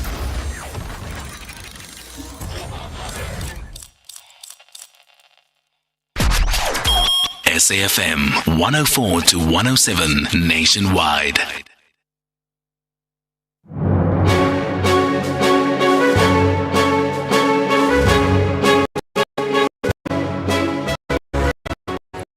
o'clock on Tuesday, the 21st of April 2026. A very warm welcome to Updated Noon here on SAfm. Leading the conversation, I'm Sakina Kamwendo. Coming up in the next hour, tender assessment process is sitting with a member of the public, because that's what he is. It's sitting with a member of a public. That is problematic for that tender process. No? Commissioner, I don't accept that, with all due respect. Okay, the content explain. of this report that's here does not contain any sensitive information whatsoever. It doesn't matter. the suspended Tshwane Chief Financial Officer Gareth Mnisi back in the hot seat at the Madlanga Commission, and he's told the Commission that he didn't find an issue with Sergeant Fani Nkosi being in possession of a tender-related document.